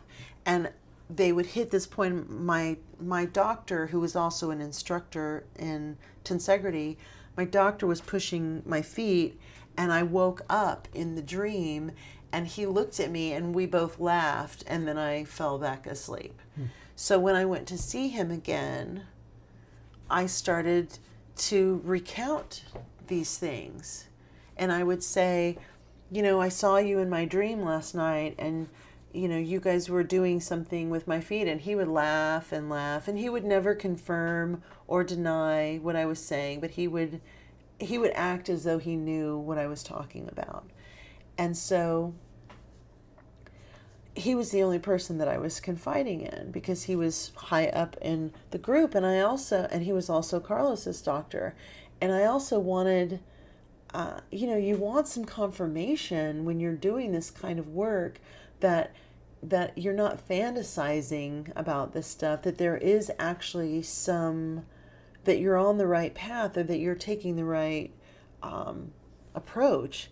And so, I would say something like, yeah, I had this dream, and there was this school that we were at, and you were there, and we took a van to get there. And I remember I walked in, and there was a clock on the wall, but it didn't have any arms on it. Like it had no dials on it. And so I knew that it wasn't like a normal clock, and this wasn't a normal school. And he asked me for details, and he said, so tell me about this place. And I said, well, there's a room, and it's all these old-timey desks, and we're all sitting there, and I always laugh because I'm so big, like I feel like I'm not going to be able to fit in to this desk. And so again, he never confirmed anything that I was saying. Now, years and years later, I was in New York, and I ran into someone that I had seen in this place. And I said to her, she said, you used to go to that house. And I said, what do you mean? And she said, and she started to stop herself. And I said, that Victorian house. And she said, yeah. And I said, the one where we got in the van. And she said, yeah. And she named a few people that were in the van with us. And I said, I remember we went, it was up a winding road. And she said, yeah, and the house was on the top of the hill. And then she said, you remember, I said, in the classroom? And she looked at me, and I said, the clock? And she said, yeah, with no hands. And it was the first time outside of my teacher, who was also my doctor, that I'd ever had any kind of an exchange with someone that had that much detail about the same place. That I knew, I was like, you know what? There's no way, this has never been brought up in any of these seminars. I have only talked with my doctor about this, who I've signed a confidentiality agreement with, that I know that he's not going to betray my confidence. There's no way this person could know to the detail what I know about this specific place. So it was affirmations like that. This is the thing that I always go back to when I ask myself, like, how the fuck did you stay in this thing so long? Or why were you involved in it? It was because I actually had experiences that confirmed what I was doing was working. Mm-hmm. If I hadn't lost weight, if I hadn't had an increase in my energy, if I hadn't had an increase in my ability to control dreams, and also had the benefits in my waking life, if those things weren't happening, I would have fallen off of that wagon very easily, because I have a very short attention span for bullshit. Mm-hmm. So I get into something, and if it doesn't feel right, I'm like, I'm on to the next thing. But this, once I got out of the necessity of the seminars, and I was well into doing the work alone and by myself, and I started to see these increases, and not only just my abilities, but it was weird shit, like being able to manifest people. Like I would one of the strangest experiences, and this is right after he died, is I was singing a Seal song. The singer Seal. I was in the Burbank airport, and I was singing his song in my head, and I looked over, and here he comes walking down the hallway, and I just thought, I'm not magical. I'm not amazing. This has nothing to do with me. All this is about is awareness. It's being able to tune into dials and understanding that we're all vibrating, we're all resonating. And I just happen to be vibrating at this level right now where I called out this song that is this person's song, and here comes that person. It doesn't mean I'm magical or I'm special or he's magical or he's special. It just means that these two things are resonating at the same time, at the same place, and one of us has awareness of it. It's pretty amazing.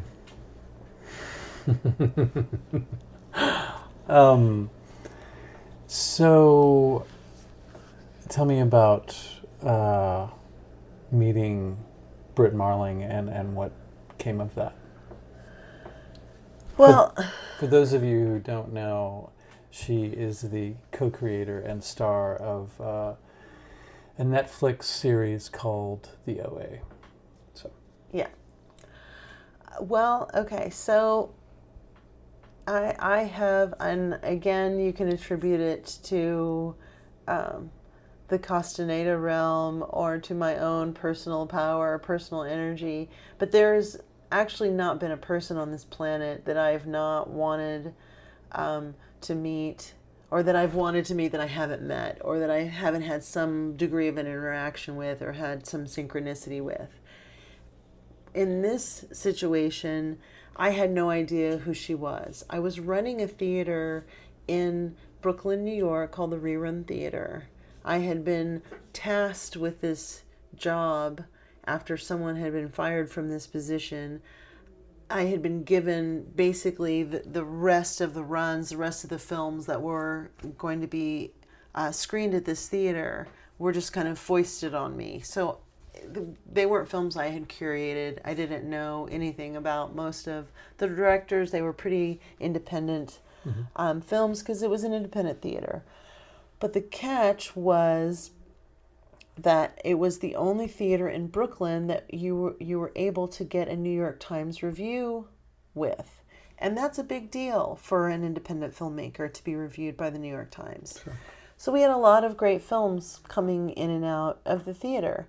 Again, I had been in the Castaneda realm, and so I had hit the pause button on the entertainment world. And so there were many films and many people in the entertainment world that I didn't know because I was out of the loop. And so this woman's film came into to be screened, and I met her, and I met her co-director, Zach, who was a very lovely man. And somehow in the conversation with, I believe it was Adam Shartoff I was talking to from FilmWax, he introduced me to Britt, and he said, Britt is very interested in the Carlos Castaneda world and in the cult world because she's writing a piece on that. And, maybe you would want to talk to her about your experiences. And so after her film screened, she and I stood inside the theater and we talked, 20 or 30 minutes about my time with Carlos. And I really, in all of my innocence and in all earnestness, I don't really withhold information and think that if I share something that someone's going to do something with it. And if they do, great. I'm happy for them. So there was no filter. I wasn't trying to hold anything back from her. So she asked me some questions and I answered them. And one of them was pretty clear. Like, how did someone like you seem really intelligent. How did you get duped or indoctrinated into this cult? And I explained the fact that this physical element was there, which had been missing from all of these other philosophies, which are very much about this very rote reading and really kind of sitting down and studying more than physically getting up and doing something. And I have such an active energy that I actually need that level of movement in order to feel inner peace and inner silence. And so that was really what got me hooked. And so I think she took the information that I shared with her, and she was able to distill that down into segments of a show that I feel like are a really integral part of the infrastructure of that show. I haven't seen it, and what's so hilarious, this is what I love about just all of it, is that there was a very innocent exchange as far as I was concerned.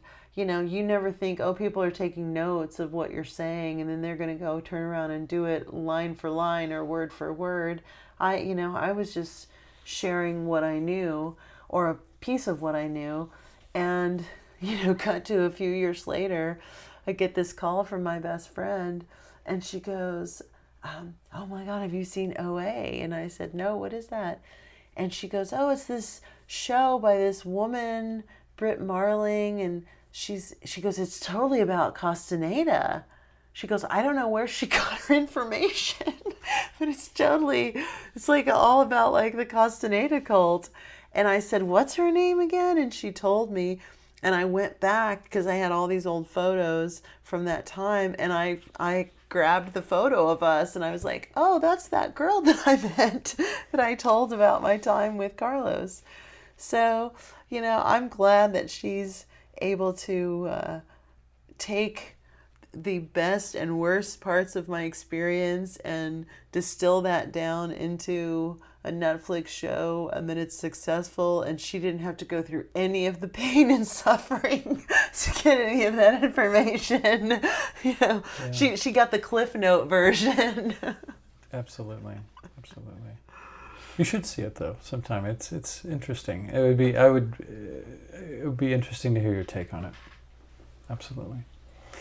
So you actually got your name while you were in, or how does that work? I mean, is this does everybody get assigned names? Do you come up with your own name? How does that work in the Castaneda world? It's different for everyone. I think, again, you're talking about things that happen in the dreaming realm. And so for some people take on a new persona or a new energy when that feels appropriate. Some people are assigned names. For me, mine came in dreaming, and in a kind of a weird way. My sister had changed her last name legally to Muse, and I always found that fascinating, that she did that. She actually took that step. Her last name? Her last name is Muse, legally. And in my time with Bruno, and in my time there towards the end of the period with Castaneda, right before he died, I was given the name Hunter. And it happened in dreaming. Like, I woke up and I said, my name is Hunter. And, I didn't question it. I was just like, oh, okay, that's my name. Mm-hmm. And I haven't legally changed it for no particular reason other than having to deal with paperwork and all of that stuff. I just haven't dealt with all of that. Sure. But for me, it was something that it happened really naturally, and the magic was that I was able to get people from all different walks of life to call me by my new name, which is really the hardest part of identity, is that, and this is, again, this is a really deeply entrenched part of what he's teaching, is that your identity is what is aging you. This is what's keeping you in this prison of a lifespan, because everyone that knows you knows exactly who you are, where you were born, what the expectation for who you are as a human is, what your lifespan is, when you're going to start to get old. So if you sever the ties of all of that, you give yourself room to redream yourself. So when you're 60, you can look like you're 40 because no one around you goes, oh, that's what a 60-year-old looks like, and this is what a 60-year-old is supposed to behave like. And so the name thing, again, is a challenge because what you're asking for is not only for you to redream yourself, but you're asking every person that you engage with to redream you too, and suddenly respect your wishes and call you by whatever name you have assigned yourself or been assigned. Sure. And that was really seeing the magic, is how many people are able to do that and really see you as a different being. You know, he talked about this, you know when you're changing, when someone from your past will see you and not recognize you. So these are the things that as a warrior you're supposed to look for, is that you've trimmed away these connections to the point that you are completely a totally separate being with new energy, new identity, new age, all of it. And who doesn't want to extend their life if it can be good? Who doesn't want to live in their healthiest form if they can? You know, who doesn't want to have unlimited energy and resources if they can? You know, I think that, again, it's selling this idea of infinity as being something that's attainable and not something that is like, Buddha, with the Buddhism and with karma, you could be going in this cycle 36, 40, 50, 1,000 lifetimes before you ever reach enlightenment. And what Castaneda was proposing was that you can achieve full awareness, which is another semantic for enlightenment, in one lifetime. But you've got to be what he called an energy miser, meaning you cannot waste your energy on bullshit concerns, things that don't really matter, the ego snags that we all find and face, which is really what, in many ways, what social media is about, is reinforcing the ego. It's entrenching this idea of the self and what the self really is, which is the body and image, this two-dimensional thing that we're presenting to the world. Yeah, exactly. We're more than willing to put ourselves in groups and, point fingers at all the other groups. Or, it's just too simplistic. Things are much more nuanced and complicated than simple groups like that. So did you ever find out what was the mystery of the boat? Did you ever find out what the boat was? All right, so like I said, I went and I started swimming out to this boat. And when I got, 150, 200 feet out, I panicked only because he wasn't coming with me, because I could have very easily made it the rest of the way to the boat. Mm-hmm. The next day, when we packed up and we left, I didn't think twice about the boat. We went our separate ways. He went to the mountain. I went home. I didn't think twice about the boat. Years go by. I don't think twice about the boat. I decide to go out to Malibu. This was maybe 2 or 3 years ago. And I'm driving out there and I'm watching along the coast. And about every quarter mile or so, I notice this boat that is the identical size of the boat that I thought that they had been on and that I had seen. And there's a few of them.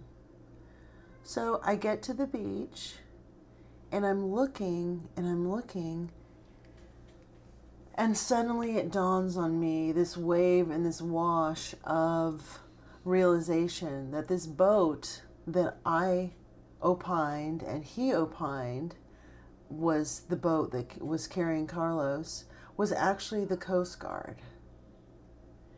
And the Coast Guard sits at the coastline because they guard the coast all up and down the California coast. So the boat that had been sitting there 24 hours for those days that I assumed, that he assumed, because when you're on drugs, you can plant any seed into your own brain and then run the gamut of that story, turns out to be something as benign as the Coast Guard. So the funny thing to me about all of those experiences is, the consistent battle, this good and evil, devil and angel battle that we have on our shoulders of our ego, and the desire to be special or to be recognized or noticed in the group. And so the way that it came out with me and it manifested with me was literature, and wanting to connect with the teachers with literature. And so one of my teachers, they all kind of took people on. One of my teachers was aligned with my best friend.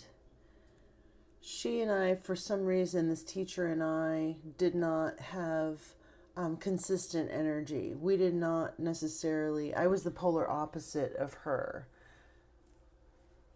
She plays the flute. I'm not a fan of the flute. It's not my favorite instrument. And she's a flautist. And so there was just this natural rub where we just didn't click. And so I tried to find a bridge with her, and the bridge was poetry. And I absolutely love poetry. I, for many years, wrote in lowercase as an homage to E. Cummings. I was so obsessed with his work. She loves E. Cummings as well. Mm-hmm. So in the time that I was trying to court her as my teacher, I went and I purchased a collection of E. Cummings books, and I gave it to her. I inscribed it to her, and I gave it to her. In one of the, myriad moves and transitions and getting rid of personal history and things that my best friend helped the witches do, she was at the house on Pandora, Carlos's home, and going through all of this person's things, this teacher's things, and in the things to be thrown away was the book that I had given to our teacher. Mm-hmm. And it wasn't buried amongst things. It was like laid on top to make certain that she saw that this book was being thrown away. Mm-hmm. Not even like donated. It was like, no, this is going into the trash. And again, the idea there is to snag her, to show her ego and her connection to me and her self-importance for getting upset. And again, to catch her out to see if she's going to come and tell me, and then I'm going to go and fire off an angry email or call my teacher and say, you threw away my book that I gave you. How dare you? So again, the hierarchy, constant positioning, like where do we fit into the group, and are we loved, and how close are we getting to Carlos, and what kind of a warrior are we? So what he liked to do, he loved wealth. Let's be honest. He considered money, power, and wealth, energy, and so he liked to surround himself with very wealthy people, And he had these two women that he was courting to be part of the cabal, to be part of his harem. And he tells one of these women, he says, you know, I can see your energy, and you're the electric warrior. Okay, so they're staying in a hotel in the local area, right? Mm-hmm. And the girl comes back to her roommate. She's thrilled. She's so excited. Like, she's like, the master has seen her and seen her energy and told her she's the electric warrior. And goddamn, I mean, doesn't that sound fucking cool? I want to be the fucking electric warrior. It's a great T-Rex album. Yes, the electric warrior. Okay. So she tells her friend, like, she's breaking the news to her friend, like, you know, he's going to take me in and I'm going to move into the house and I'm the electric warrior. And the friend says back, that's amazing. He told me I'm the lecture warrior. Okay, so lecture warrior had actually been told the same thing, that she was the electric warrior, but had misheard it. Uh-huh. So she came back and thought that she was the lecture warrior. Which is a little less glamorous, but, you know, depends on whose lips it comes from. But still, it's as a position of power, you know, again. Sure. So again, it's just illustrating this idea of the ego, that we're so desperate to be special and to be noticed and recognized, and he saw me and I'm the electric warrior. Yeah, well, I'm the lecture warrior. No. It's like a bad game of telephone. No. And then somebody else comes along and says, I'm the lectern warrior. Yeah, exactly. It's just, you know, it's like those things like that, like moments like that. I remember thinking to myself as I was editing Amy Wallace's book, I just thought, you know, these folks have been duped, you know, and the obvious question, of course, is always why? Like, why would someone do this? But when you go back, it's very easy. I invite you all, go to the official grahamhancock.com. You can pull the list yourself. It is exhaustive. Do the research. Look into it. If you start to peel these layers back, these are techniques that were used by the CIA in mind control. This is part of the MK Ultra program. And what I'm saying is that Carlos Castaneda was part of a human experiment. Now, I used to think, unbeknownst to him, I really believed that. I didn't believe that he was complicit. I believe that he really thought that he met an Indian in Mexico, in northern Mexico. I really believed that he believed everything that he said, even without field notes. I still believed that. Cut to MySpace era, 2000, 2001. One of the women that was in the periphery of the group, there's a group of sisters, two sisters. The older of the sisters writes me and asks me if I'm interested in starting a cult with her. This is after Carlos has passed away. Yeah. I have an email from someone who legitimately wrote me. It was Hotmail. That's how long ago it was. I have a Hotmail email from someone who legitimately asked me if I wanted to start a cult. Now, this person on her MySpace page, one of the things, she's a singer, she's a songwriter, she's a very prolific painter. She's painted thousands and thousands of paintings and quite talented. She also lists herself as a CIA operative with no sense of irony whatsoever, and no tongue insert cheek. None of that. Okay. So I think in my recapitulations and my examinations of the process that it took me to be involved with the group, and the extent that I went once I was involved in the group, to stay in the group and to stay in favor of the group, would lead me to believe that those things were only capable to be carried out by someone who had given over some degree of their sovereignty and their selfhood to this thing, this idea or this paradigm shift that was being offered. I think that's the only way that I can really examine all of the details of my life and say that's why that happened. I had never, ever, ever considered doing any type of sex work until I was involved with Carlos Castaneda's group. And in that very first seminar, they stood on the stage. The teachers were women that were called the Chuck Mules. And they were 3 women. One of these women who didn't necessarily like me so much, Kylie Lundahl as well, and 2 other women. Kylie is now, she's one of the women who's disappeared. They were talking about, like, how do you do this? How do you do this work? How do you make the leap? To sex work? To jump into the realm of dreaming. Like, how do you make the commitment to this?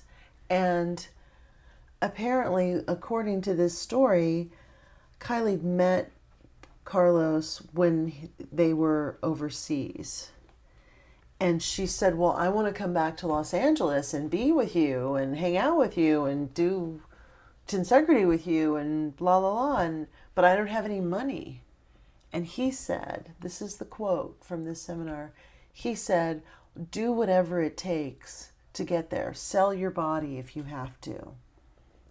So according to Amy Wallace and according to other people in the group that were close to her, she did whatever it took to get the money to go to Los Angeles to be involved with him. And that was the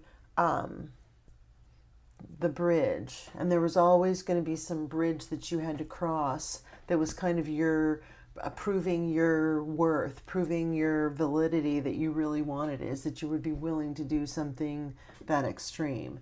And I think moving to California and starting to go to these seminars and starting to feel the results of doing physical movements and seeing a shift in not watching television and not eating sugar and really taking these things on in this monastic way and saying, okay, I'm going to live this truth and really fucking do it. Like, seriously do it. Because it doesn't matter what happens in the seminar. If I'm not doing the work at home, then I'm not going to dream and I'm not going to be there with them, and they're all there. And if I want to be there, I've got to do the work to get there, right? So that was the hook for me, was that it became about this discipline of, can I be worthy of this? Can I fight this fight? Can I really not watch TV? Can I really cut off from my family and dream myself in a different context and give myself the ability to have a pause in reality and just be this human being in this totality? And the answer was yes, I can, and I did. And it was lonely and scary, and they did not include me. I was shunned. I was really tough loved in a lot of ways. And again, that's part of the manipulation, is they see what your weakness is or what your strength is, and then they play upon that. So if you're someone who needs strokes and attention, they're going to not give you that, and then parse that out just enough to keep you going and keep you engaged, you know. And so I started to see through some of that shit when I was excommunicated, or when I did feel shunned, or I didn't feel included. You know, Bruno was going to the secret Sunday meetings because he was a Spanish speaker. So he was allowed to have these private audiences within the wall. They had a whole different context of questions and a whole different context in what was happening in the primarily bilingual English speaking seminars that were public. So again, it's this constant feeding for new knowledge and trying to get more and more and more. And then you realize what's happening. It's like, I'm living my whole life to make $1,000 to travel to Mexico to maybe have some mystical experience in the mountains or not, or some scary fucking experience in the mountains or not. I don't know. But am I willing to do that? Well, everyone in my group, my best friend and her husband, and now my husband, the group is doing it. So you feel even more compelled because you have a community. Sure. So the idea of individuality in the mass, it's kind of is inconsistent. It's like, there's no group, but we all dress alike. There's no group, but we all go to these seminars and travel thousands of miles together, but there's no group, you know, and you keep buying it because you want in the inner circle, you know, you want to get closer and closer. And the more I started to see that it was about these people and they didn't have any more information than I did, they just had a better reserve of, you know, keeping their shit to themselves. Mm-hmm. I'm like a puppy. I'm like, what you see is what you get. And so I tell the truth. I don't lie. I don't try to hide what I know. Like, I'm very forthright. And so that's not good in a secret society. They don't want people like that. They want people to shut the fuck up and be compliant. Sure. Because that's the thing that keeps it intact, you know. After the fact, has there been a lot of people coming out talking about their experiences? Well, I think there's, you know, there have been people. There was some crazy stuff that was going on when he was alive. People that were filming him, following him, really sick, insidious bullshit. You know, just sycophantic stuff that was not about the work. It was more about exposing him or showing him in some weak state, and then trying to profit off of that, which I thought was repulsive. Sure. I think most of the people that didn't try to commit suicide or flee the country or flee the whole environment, the people that were deeply invested, I would say most of those people still hold his philosophy and his worldview as the worldview. Whether or not they practice that in a group setting, I don't know. Mm-hmm. But I know my best friend doesn't go to seminars anymore. I don't go to seminars. She no longer works for Clear Green anymore. She's cut all ties off with all of those people. I'm Facebook friends with the teacher who didn't like me, which I find hilarious. Out of all those people, she's the one. She and I are Facebook friends now. But I don't, I am not seeking them out as human beings. I know what happened because of my relationship with Amy Wallace when he died. I know what happened with all of the people that have disappeared. I know where they are. And so I have a copy of Taisha Abelar's second book that has never been published that was given to me. I don't feel that I have the right to publish another person's work. Sure.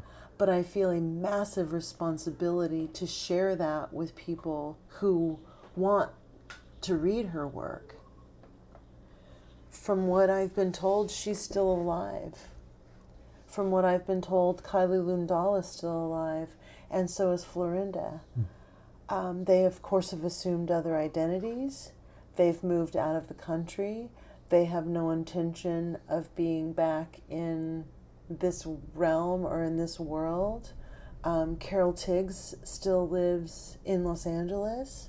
I know people who are still involved with her and still see her, and she still consults for Clear Green and for Tensegrity.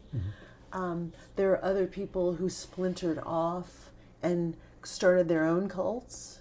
Marilyn Tunishinde was someone who was kind of this oddball character that dressed very bizarrely and acted very bizarrely at the seminars, and she went on to be a very successful workshop organizer and cult leader in Europe, and still to this day talks about working with Don Juan and claiming that she knew Don Juan and that she worked with Carlos. So the end result is that I think everyone that was deeply enmeshed and close with him is either dead, they've moved on somewhere and created a different identity, or they've taken what he taught them and made it their own and created their own mythos. I know that there were many people that suffered greatly. Bruno suffered greatly when he left, and that was a really hard transition for him, and so it made it an extremely hard transition for me. And so it fragmented and fractured our relationship, and I had to end our relationship because he was too, he tried to kill himself, and he was so devoted to that world that it was like there's no other reality for him. So I've lost touch with him. I don't know where he is. I need to find him so that we can get divorced. We are still legally married. So I have a call out to the universe to find this person. I really hope that he has somehow found peace in his life and in his existence outside of that realm. I know he caused his family a great deal of pain when he disappeared, and his family has reached out on Facebook searching for him. So the spillover for this type of work is that you can't keep one foot in the default real world and one foot in the mystical realm. If you are going to do it, you have to do it full tilt boogie. If you don't, you leave in your wake this path of destruction. You destroy people's lives. I mean, there are people still to this day who are looking for these women that disappeared on April the 28th, and no one has seen them since 1998.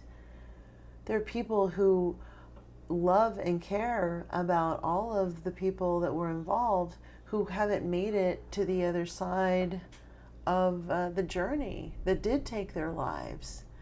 So I think that's the part of the brainwashing that I feel like we really need to examine and address is, when does personal responsibility come into the conversation as opposed to communal responsibility? And when in the cult do the people involved need to intercede and say, no, okay, you've abandoned your two week-old baby and now that baby's dead. No, you need to go back to Russia.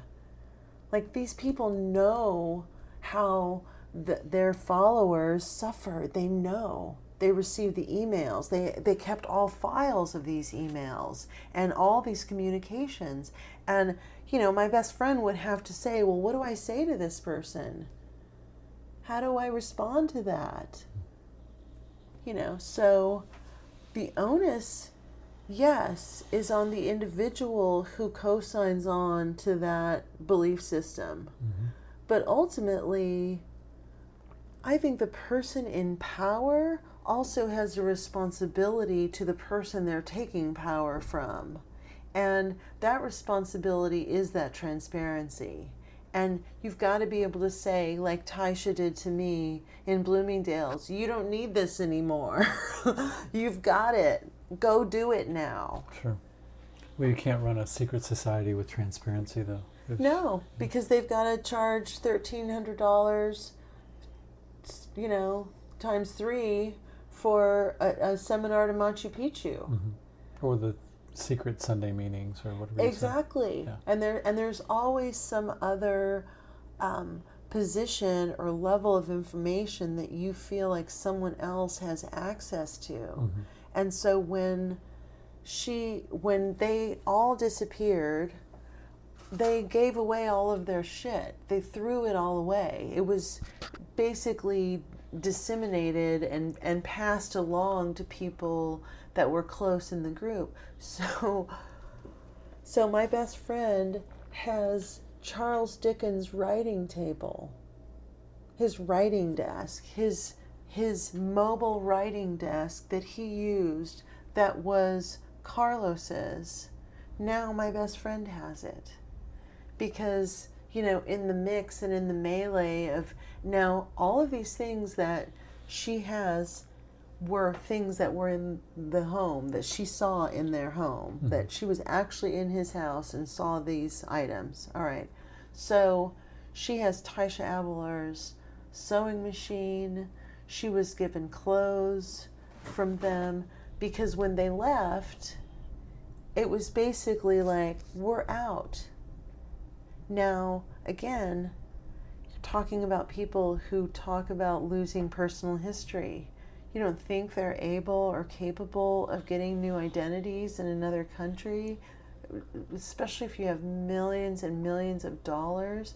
You know, the idea, it's a romantic idea. And I saw this YouTube clip that someone put together. I watched it earlier. It was very interesting, and I would love to speak to this gentleman, Sean. It was Historical Thoughts, What Happened to the Witches of Carlos Castaneda. I know what happened to them. I know where they are. And what I find so charming about him is that the assumption is that they would all kill themselves out of, you know, some desire. Sure, well, the poor people tried to kill themselves. Of course they did, because they had nothing. They had nothing to lose, right? But you're talking about women who have a legacy. They have literally millions of dollars.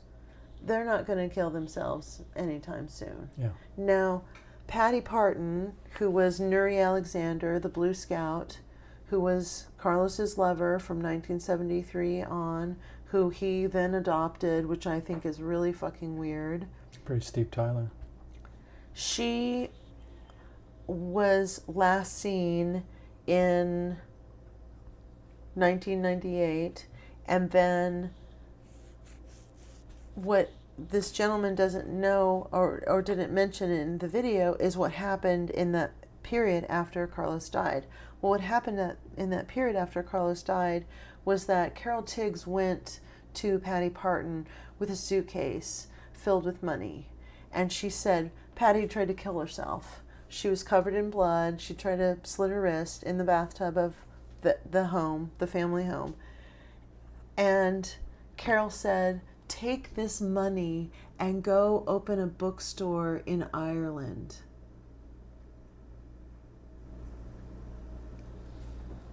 Trying to give her an out of all of it. Mm-hmm. Because once he was gone, the game was over. Sure. So these women who had been in love and brainwashed by him since the 60s now suddenly he's gone, the whole game is gone, it's all over, right? So Carol's answer was, go open up a bookstore and go live your life. Here's the money to do it. Like, just go be happy, all right? Well, that's not what Patricia Parton did. What Patricia Parton, I knew her as Nuri Alexander, the Blue Scout. What she did was she drove her car out to the desert and then started walking. And she probably walked until she could walk no more, and then was either eaten by an animal or died of exposure and exhaustion. Her body was never found. Her body was found in 2003, and it took 3 years for them to identify the remains. But they found her car, they found the skull remains, and they also found her little pink outfit that she had on. It was like a jogging suit that she had on. Mm-hmm. Florinda Donner was from Venezuela. She was someone I was very close to in the group. She was one of the witches. I do not believe that she killed herself. Now, what Amy Wallace's theory, because it's very romantic. It's very romantic to imagine this because this is the Hollywood ending to a story. And so, of course, it's a great way to imagine it because it's very dramatic. But what Amy opined is that Florinda, Taisha, Kylie, and Amalia went to Death Valley not at the same time as the Blue Scout, but separately from the Blue Scout, and they did what's called the trigger effect. That they went into a cave and each one they stood in a circle and each one shot the other. And that's how they died together. Mm-hmm. Now, there's no evidence of that. There's no mine shaft that has been found that has remains of that. I don't think that happened. I think what happened is what my best friend told me happened, which is they all assumed other identities and they left the country. I think that makes more sense because while he sold 27 million books worldwide, we now live in an information age where it's very rare that anyone under the age of 40 years old knows who Carlos Castaneda is. They certainly wouldn't know who Taisha Abelar is. They certainly wouldn't know Florinda Donner Grau or Amalia Marin. They would not recognize these women, especially if 20 years have passed. Sure. So my assumption is that they took the money and they ran. Now, Clear Green, what I was told is that on Carlos's deathbed, when the will was being rewritten and CJ, his non-biological adopted son, was written out of the will and Kylie was written into the will, when all of that happened, they asked him, Carlos, what are we going to do about Clear Green, which is the organization that organizes all of the Tensegrity workshops. And he said like that, like, I don't give a fuck. Like, do whatever you want, burn it to the ground. Because in his mind, there's no game without the quarterback. And he's the quarterback. And you're taking him out of the element. So he didn't give a shit what happened with Clear Green. Mm-hmm. What's upsetting about that is that they made no effort whatsoever when he died to publicly acknowledge it, to give people the opportunity to physically go somewhere to grieve, to actually deal with what happened. Because the snake oil salesman's gone. So now we're going to make up the story of what's happened. Well, we don't know what the right elements of that story are because he was the one making up the story the whole time. So now what are we going to say? So they said nothing. And people were infuriated. And I think this is where so many people went crazy. There were people who went on insane drug binges worldwide trying to kill themselves. Just took all the money they had, went and bought drugs and locked themselves in a hotel and just tried to just hit another planet because they're so freaked out and there's no instructions. Like they were sold a ending to the movie that never came. Mm-hmm. So what we were told was that he's going to burn from within, meaning he's going to physically disappear. So when he's dead and they're carting his body out to the coroner's office to have an autopsy, now all of the years of work that all of these people have done, it all means nothing, because the one person who is the lineage, who says he's the one who's going to do it, of anyone who can do it, he dies the death of an ordinary man. Those are his words. And it's so funny because, people claim that Taisha was a big alcohol consumer. This is how little people know. This is why, when you read the Bible, you have to really think that maybe a third of it is actually, or maybe a tenth of it is actually correct or anywhere close to what the truth is. As the weeks were going by closer and closer to his death, people started to take the trash, stealing his garbage. All right, well, they stole the garbage and they found multitudes of vodka bottles. Okay, well, to the untrained eye, you would see a lot of vodka bottles, especially cheap vodka, and you would go, oh my God, they're drinking. They're in there just getting tanked. They were making tinctures. Mm-hmm. So this person who's done this YouTube video, who's claiming that Taisha Avalar was an alcoholic and that she was on these mad benders, this is how little he knows about the group.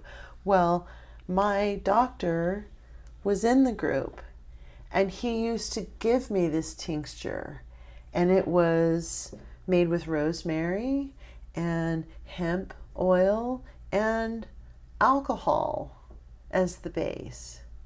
So all of these tens and tens of bottles that they're seeing of vodka, people are assuming they're in there getting tanked. Well, what they're doing is they're making these jars and jars of these tinctures and using them themselves, giving them to other people, using them on other people. They were almost everyone in the immediate core group was in Chinese medicine, had studied Chinese medicine. So again, it's like, it just shows you how you can take some piece of information and mold it and form it in a way that fits some story that makes you feel knowledgeable and makes you feel good, but has nothing to do with the facts. Yeah, sure. So taking it out of context and also adding a darker element, which is always sexy if you're making a YouTube video about stuff. Yeah. Beef it up a little bit. Yeah. So, your takeaway from all this, do you feel like that was time wasted, time lost, or do you feel like it pushed you forwards? I think I made decisions when I was in the cult based on the fact that I was always going to be in the cult. So when I started in the sex work world, I never thought that I would be looking across the table at someone that I would ever have to answer to any of those decisions for. Sure. And so in the moment, I had no regrets because I was living my life as an impeccable warrior. I was doing everything to the letter that I thought was getting me on the path, which was 1 second by 1 second. There was never an accumulation where I felt like, I'm got this, I'm so there. I never felt that way. Even when I was having these magical experiences, it always felt like I could get more, I could do more, because I hadn't completely merged my waking life with my dreaming life. I was still very much in reality and living in reality. And living in that alternate reality was what I wanted, but I didn't feel like I was ready to let go of a hold of this world yet. And so in the long term, anything that gives you a pause from a behavior that's deleterious to you, I think is positive. So taking 5 years off of television was really positive for me. Not eating sugar for 5 years was really positive for me. Taking a moment to sit down and actually make a recapitulation list that was hundreds of pages and actually be able to start to take chunks of that and actually do that work was really positive, because what it was about was unleashing the snags. And so I started to see what my habits are, the habituation of behavior. So that's positive. Giving away sovereignty, giving away power, giving away tens of thousands of dollars for knowledge, I don't think is a positive thing. I see those things as a cautionary tale. And I think that it's really important before you co-sign on any cult, whether it be the cult of exercise or a belief system or your family even is a cult. Before you co-sign on any of that, you've got to ask yourself some really heartfelt questions. Like, am I being truthful here? Am I really being my most genuine self? Am I giving 100% of myself to this? Or am I just signing on to something that I don't really believe or want, but it feels safe? And I think most people do that. Most people get married because that's what they're kind of taught to do. It's not because that's really the motivator.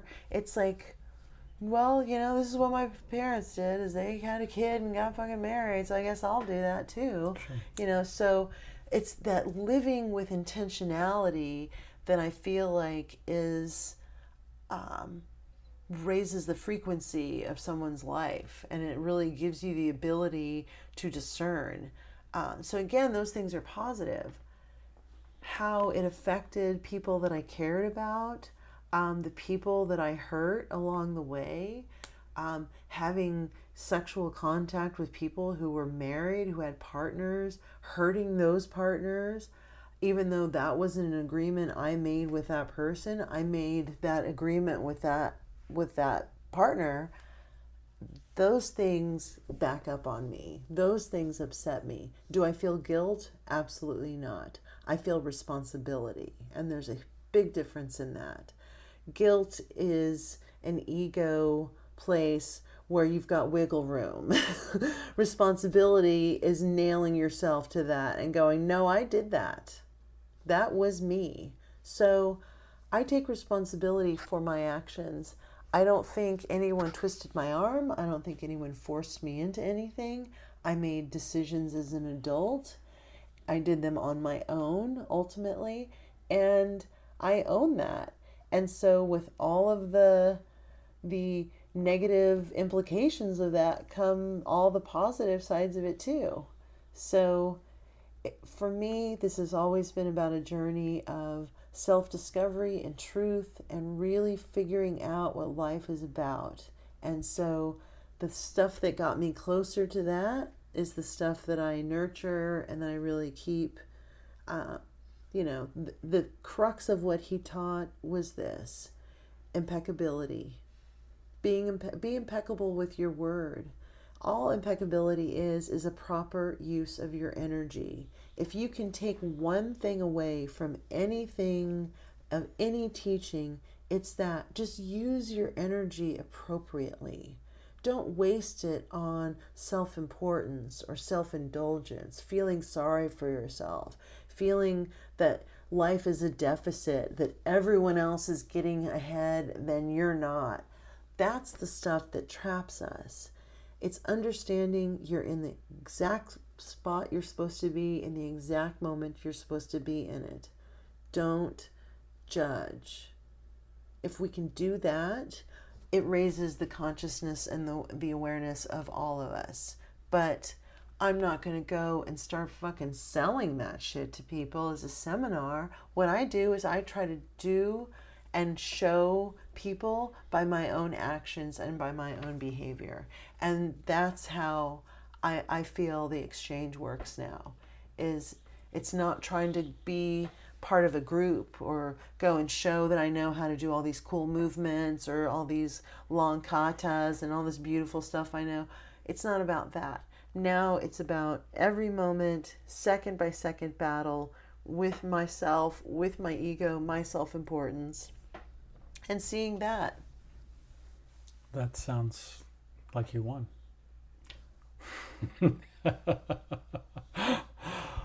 Well, Jesus, thank you so much for coming on my podcast and telling me your story and telling everybody who's listening your story or watching if they're seeing the video version of that. It was wonderful and an honor to have you here. And thanks for being so forthright and putting all your stuff out there for everybody to see. Well, thanks for having me on the melt, Chris. Yeah, I really appreciate it. Let's do it again sometime. I look forward to it. Wow. Oh my God. That was pretty astounding. That was a fantastic conversation.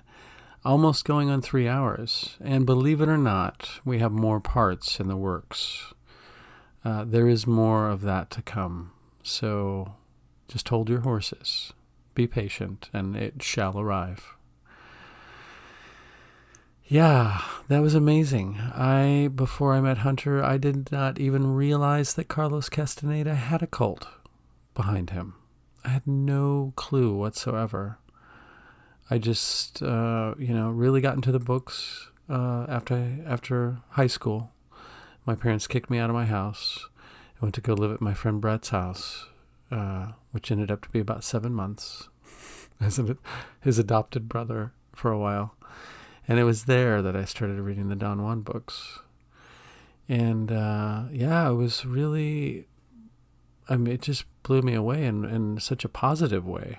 It really opened my mind up in a lot of ways.